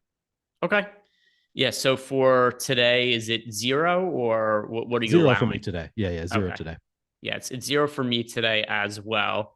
I'm also just kind of contemplating what I want to do with my single entry stack. I'm kind of leaning towards the Tigers right now for single entry, just because I think Bassett's going to be so high owned in those contests. Generally, how I like to play some of the single entry contests and just really differentiate my lineups. It's been something that I've had.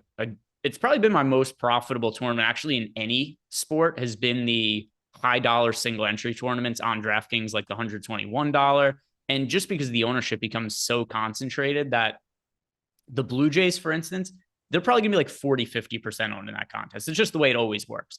So I found a really easy way to just be different in the field is not play whatever team is projected for the most ownership. It's going to be like 2-3x that a lot of times in single entry. So Blue Jays, I won't be playing in single entry, but for large field tournaments, my most rostered team, which relates to a question we have in our Discord channel where Einstein wants to know St. Louis or Toronto as a primary stack. For large field tournaments, that's going to be the Blue Jays for me. What was the question? Blue Jays or St. Louis as a primary stack in large field tournaments? Yeah, it's probably Blue Jays. I think have the higher upside, but both great stacks here.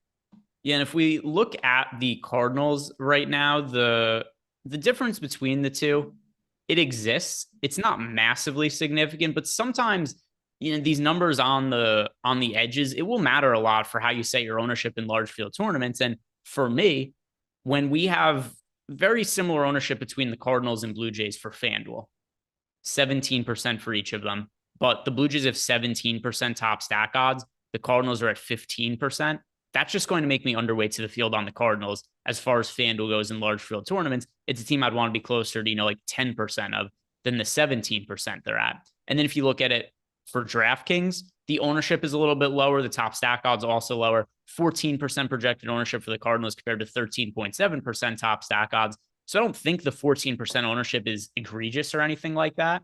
But you're getting a Cardinals team relative to the Blue Jays that still has a few percentage points lower in terms of top stack odds. So it's a spot where if you're playing the Blue Jays over the Cardinals over the long course of the season, there's going to be a few more lineups that cash than don't. So for me, it's going to be the Blue Jays over the Cardinals. But Cardinals going up against Vince Velasquez, how high of a priority is this team for you, and how many stacks are you making of them in large field tournaments, Neil?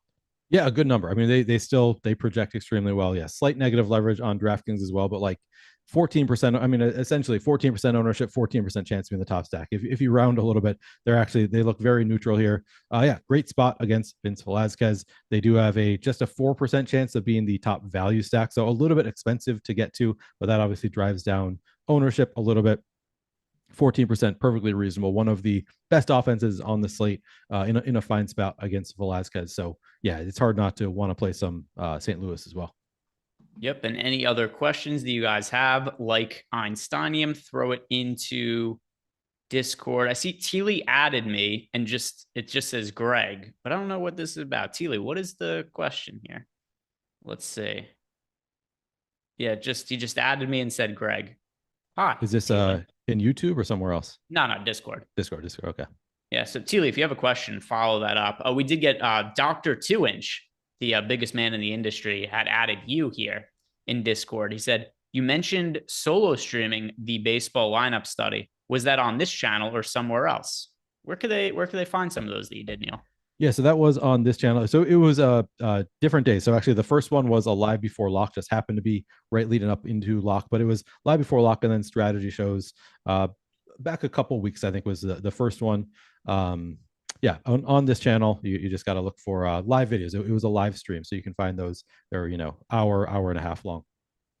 There you go. So yeah, so Dr. 2-Inch, you could go back and look at some of Neil's old videos. And I know that it's not they were made specifically for individual slates, but if you want to just go through and see how Neil might set up Fantasy Cruncher or stuff you might look up in the lineup study, we've got that up here and you can look at that back on the YouTube channel. Unfortunately, what a disaster is that live tab. I can't believe that they, number one, decided it was a good idea and they've left it here. So if you guys ever have issues finding stuff on YouTube, make sure you click that live tab because there is a couple of different tabs on the YouTube page. You go to ours, there's going to be the home page, which for some reason has video on demand. Like it's going to have pre-recorded videos. And there's a separate tab for live. It kind of makes the stuff hard to find. But if I'm not mistaken, those were live shows you did, right, Neil? There were live shows. You can find those there. By the way, speaking of how difficult it is sometimes to find things on YouTube, new episode of High Stakes coming out tomorrow with Terry McBride, T McBee and chat. Nice. That's going to be coming out tomorrow, and I don't know if you can find it without going to playlists and finding the High Stakes playlist. I feel like I always just go there to find it. I'm not sure if there's other ways to find it, but I'll be posting on Twitter too. Yeah, so I don't know how to find anything on anything on YouTube. I just meander around and click on stuff until I find the thing I'm looking for, which is usually it's not that hard to find videos of Eric naked on YouTube, but they're not as readily accessible as they should be. Well, not on the Stokastic channel as much as you'd think. Yeah, no, I mean they're there. You just have to dig into the right playlist. Well, yeah, if you go back far enough, yeah, dig through the playlist, you'll find it.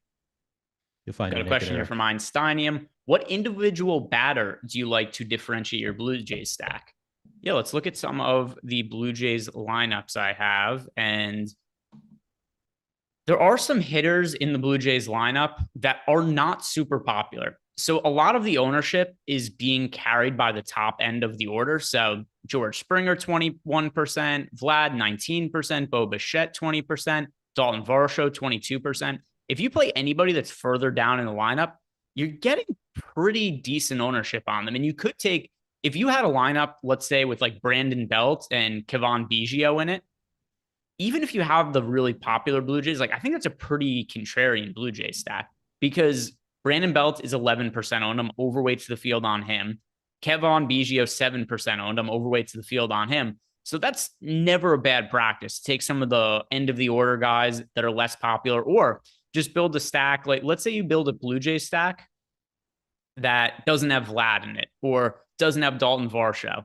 That's going to be in itself at least one way to differentiate some of those lineups. Is there anything that you've done from the Blue Jays to make some of those stacks not uber popular? Not really. I haven't really done anything specifically to, but I'm getting to. So to answer the question, I think it's Brandon Belt for me would be the number one.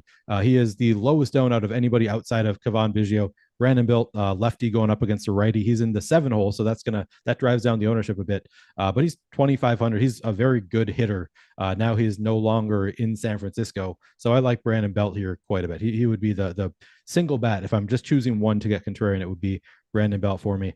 Yeah, I mean the way that I build out stacks, I kind of naturally end up. I've got some randomness on there. I would not say that I did anything in particular though to flatten out my my Blue Jays to get some from the back of the order in my current build at least. But yeah, I think it's a smart idea. If you are hand building, I would definitely consider. Oftentimes when I'm hand building, I'll end up going like 3, 4, 5, 6, or building from lower down in the order instead of just like doing the top 5.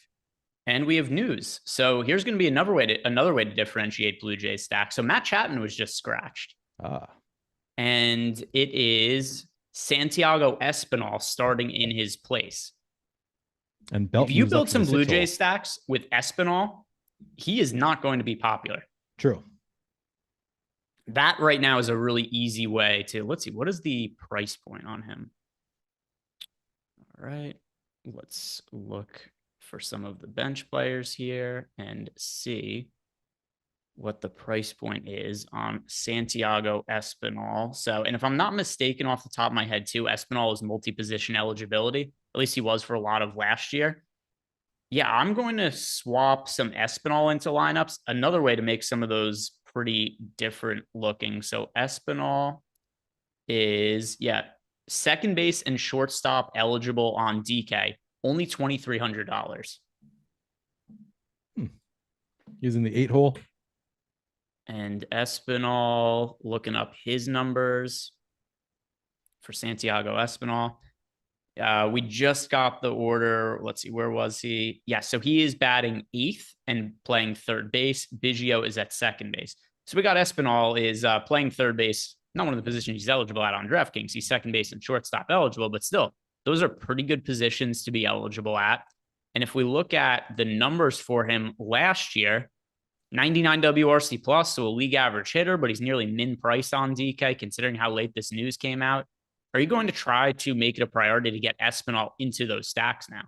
Yeah, I'm definitely going to make sure I have some Espinal. Like if he doesn't get in my player pool, I'm going to want to have some Espinal because I'm with you. I think that he's going to go low owned as a result of some people have already made their lineups, and all they're going to do is they're going to see Matt Chapman scratch. They're going to go in, they're going to swap out Matt Chapman for the next best hitter. So there are going to be people who miss out on Espinal. He's going to go a little bit under owned. So yeah, I like that call. I think that he's a fine place to go. He's still in the 8 hole, like doesn't become some huge priority. He's still very unlikely to hit, but he's going to be lower owned than he should be. So in a large field GPP, I think it makes some sense.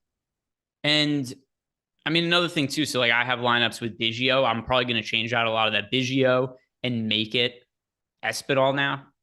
Espinal is somebody who, if I'm not mistaken, last year was a better hitter than Biggio. Let me double check to make sure that was the case because I'm just going off memory. But Biggio last year, moderately. Biggio had a 97 WRC plus. Espinal had a 99 WRC plus. So we're splitting hairs, but Espinal was a little bit better. He also has a slightly better lineup spot, batting 8th as opposed to 9th. He's also a little bit cheaper than Biggio. And then also there's more stolen base equity. Biggio doesn't steal base at quite the same clip that Espinal does. So, hey, we got this question. How do you differentiate Blue Jays stacks? And then Chapman gets scratched and a low-owned player in all likelihood gets added to the Blue Jays lineup right afterwards. Question kind of answered itself. Fell right into our laps. What else do we get here for questions? We've got one here from Sir George Peelsworth. Any love for the red stacks on FanDuel? Any concern with how cheap they are? Their ownership comes in higher than currently projected. So let's see. The Reds, if I'm not mistaken, the Reds, at least on DraftKings, were projected for a fairly decent amount of ownership. Let me pull up and see where they were at on FanDuel, but it's not like this was a crazy contrarian team. Not at all. On DraftKings, at least, not at all contrarian. 12% projected ownership, 10% chance to be in the top stack, 22% chance to be in the top value stack. On FanDuel, let me pull it up. Yeah, so FanDuel, they actually are not projected for all that much ownership. 9.5% projected ownership, 10.8% chance to be a top stack. So yeah, they do look much better on FanDuel than they are on DraftKings.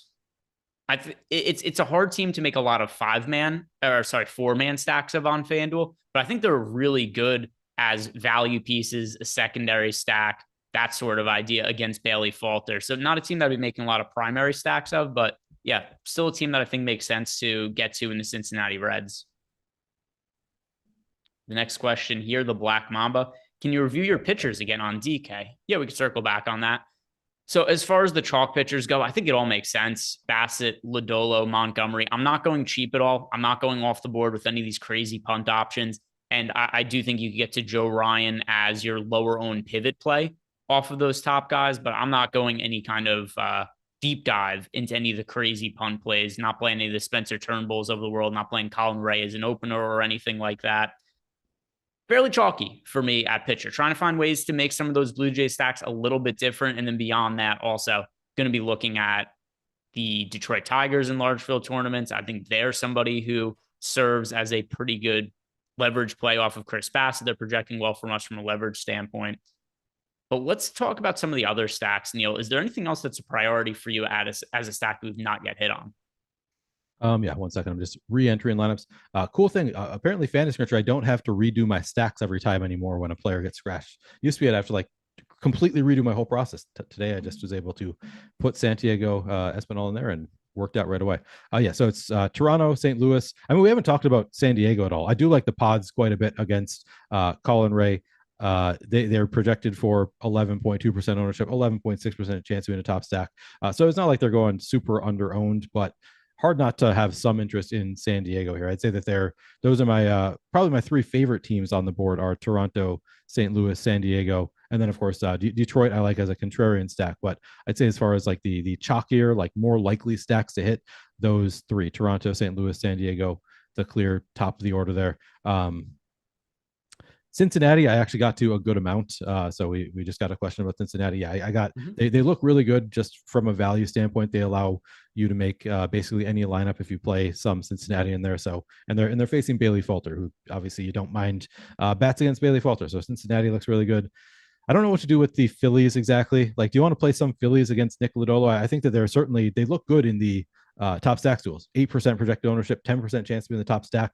Obviously, Lodolo, the highest end pitcher on the board, but also, give up some power. So maybe we should be playing some Phillies. What do you think about the Phillies today? Just the way that I play MLB DFS, it's not, if somebody's playing 1, 2, 3 lineups, the Phillies are not a team I would tell them to play against Nick Lodolo. But yeah, for certain in large field tournaments where we've got so much, whenever there's a pitcher on a small slate that's projected for 50% ownership, if that pitcher isn't, like a Garrett Cole, Jacob deGrom type, it almost is always going to make sense to get exposure to the pitcher, to the offense against that popular pitcher. Yeah, absolutely. Agreed. I don't know how much I have of them right now, but I think they're a fine play. I'm looking at getting to more exposure to this Yankee Stadium, just super heat wave game. It's a little bit tough to want to play too much of the Yankees with Joe Ryan there, but certainly the Yankees can hit anybody. They're a team. You saw when Steve won for the 6th consecutive week, he tweeted out, you got to play the Dodgers, at least one Dodger stack in every time you're playing. Anytime they're on the slate, you got to have at least one stack of the Dodgers. I think the Yankees are kind of in the same boat. Like, yeah, Joe Ryan, good young pitcher, but he's also not he's not Jacob deGrom. And I think it makes some sense to go to some Yankees. Obviously, the weather, great hitting conditions in Yankee Stadium. So I do have some interest in going to the Yankees, and then also the Twins. I mean, it's an even better spot against Johnny Brito for the Twins in a great hitting environment. I'm kind of trying to get to a little bit more of my Twins as well. So I do think as far as hitting environments go, it's not like either of those teams are especially chalky either. I mean, Yankees getting 10% ownership, Twins getting 8% ownership. I kind of like that spot too. Here's another interesting part of this slate, because the one team we don't have a lineup yet for is the Brewers. Every other team we have a lineup out. The reason I think we're waiting for it is Jesse Winker is currently, well, number one, it's the latest starting game of the slate. But the other thing, too, is that Jesse Winker has been out the last couple of days dealing with an illness. Is there a chance here that the Brewers just go a little bit overlooked in large field tournaments just by the fact this is the only team that doesn't have a starting lineup out yet and the slate starts in 4 minutes? Yeah, absolutely. Yeah. I mean, it's hard for us to say like who you're playing from the Brewers or anything, but there's definitely a, game theory aspect of it where people just aren't going to take risks on if they don't know what the lineup is. A lot of times people are just like, well, screw it. There are 9 other teams I can choose from. I'm just not going to play that team. They're going to fade the Brewers. So definitely there's merit to playing some Brewers. And of course you might have to adjust later, but I think it's worth the risk. Yeah, I think I'm going to up my exposure to them right now just for that reason, because it is a team that a lot of the individual hitters project pretty well for the Brewers. So like when I'm running my lineups, let me isolate just the Brewers here. Yeah, I was getting to a really good amount of like Willy Adames, Rowdy Tellez in particular, Christian Yelich, another hitter that I have double-digit exposure to, Jesse Winker, another one. And Winker, with him not having played the last couple of games and it being uncertain whether he's going to play heading into lock, he's another guy who I know we have him projected for 11% ownership. I wouldn't be surprised if Winker comes in like 2-3% owned, considering he's been out the last couple of games. Now, obviously, I still need him to be in the lineup, but I think I'm going to up the exposure I have to the Brewers just because the lineup hasn't come out. Yeah, I like that call. I mean, it works better, I would say, for Winker than Espinal, just because Winker, we know, just as a batter, has that kind of upside where it's like you might absolutely need him. That's less likely with Espinal.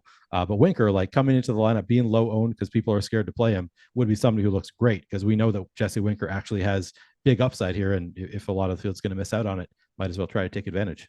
Super chat from Jansen White. He is new to MLB. Should he go with a player who contributes to my stack but bats towards the end, or another player that bats higher? How does bat order affect them? It has some impact because it impacts most notably how many times a player gets up per game, right? If somebody bats 8th versus batting 2nd, they're more likely to get multiple at bats.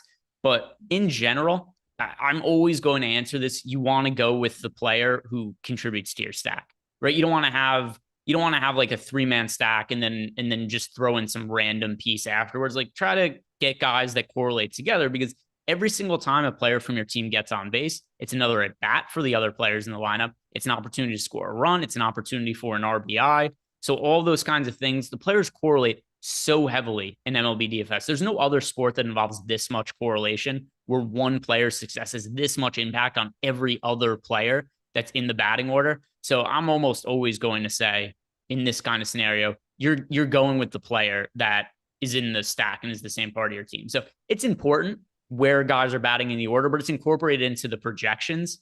And I'm almost always going to be making 5-man stacks on DraftKings. Yeah, if it's your primary stack, for sure. If it's your secondary stack, sometimes then if I'm hand building and it comes down to, well, I could play a third from my secondary stack, then I might break the tie for, well, I'd rather play this much better batter who's batting from the 1 hole than the shitty batter in the 7 hole. But outside of that, yeah, it's usually going to be trying to complete stacks. By the way, I forgot. Did you submit lineups today? I forgot. I did. Yes. Yeah. Right, Thank you for the good. All right. So I did with 30 seconds left to go. I hope that was enough time for you. Plenty of time. All right, there we go. So Neil's got his lineups up and in. And yeah, that brings us to lock. This was a quick one. Weird starting time too, with the slate locking at 6:40 Eastern time.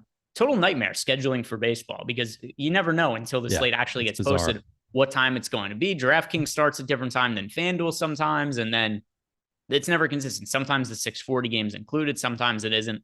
But today it was. So that is going to bring us to the end of the show. Shout out to Sorare for sponsoring. Excited to be talking about them and their baseball product this year. If you guys haven't done it yet, do us a favor, like the video, subscribe to the YouTube channel. Good luck with all your lineups tonight. We'll be back here tomorrow to talk about basketball again.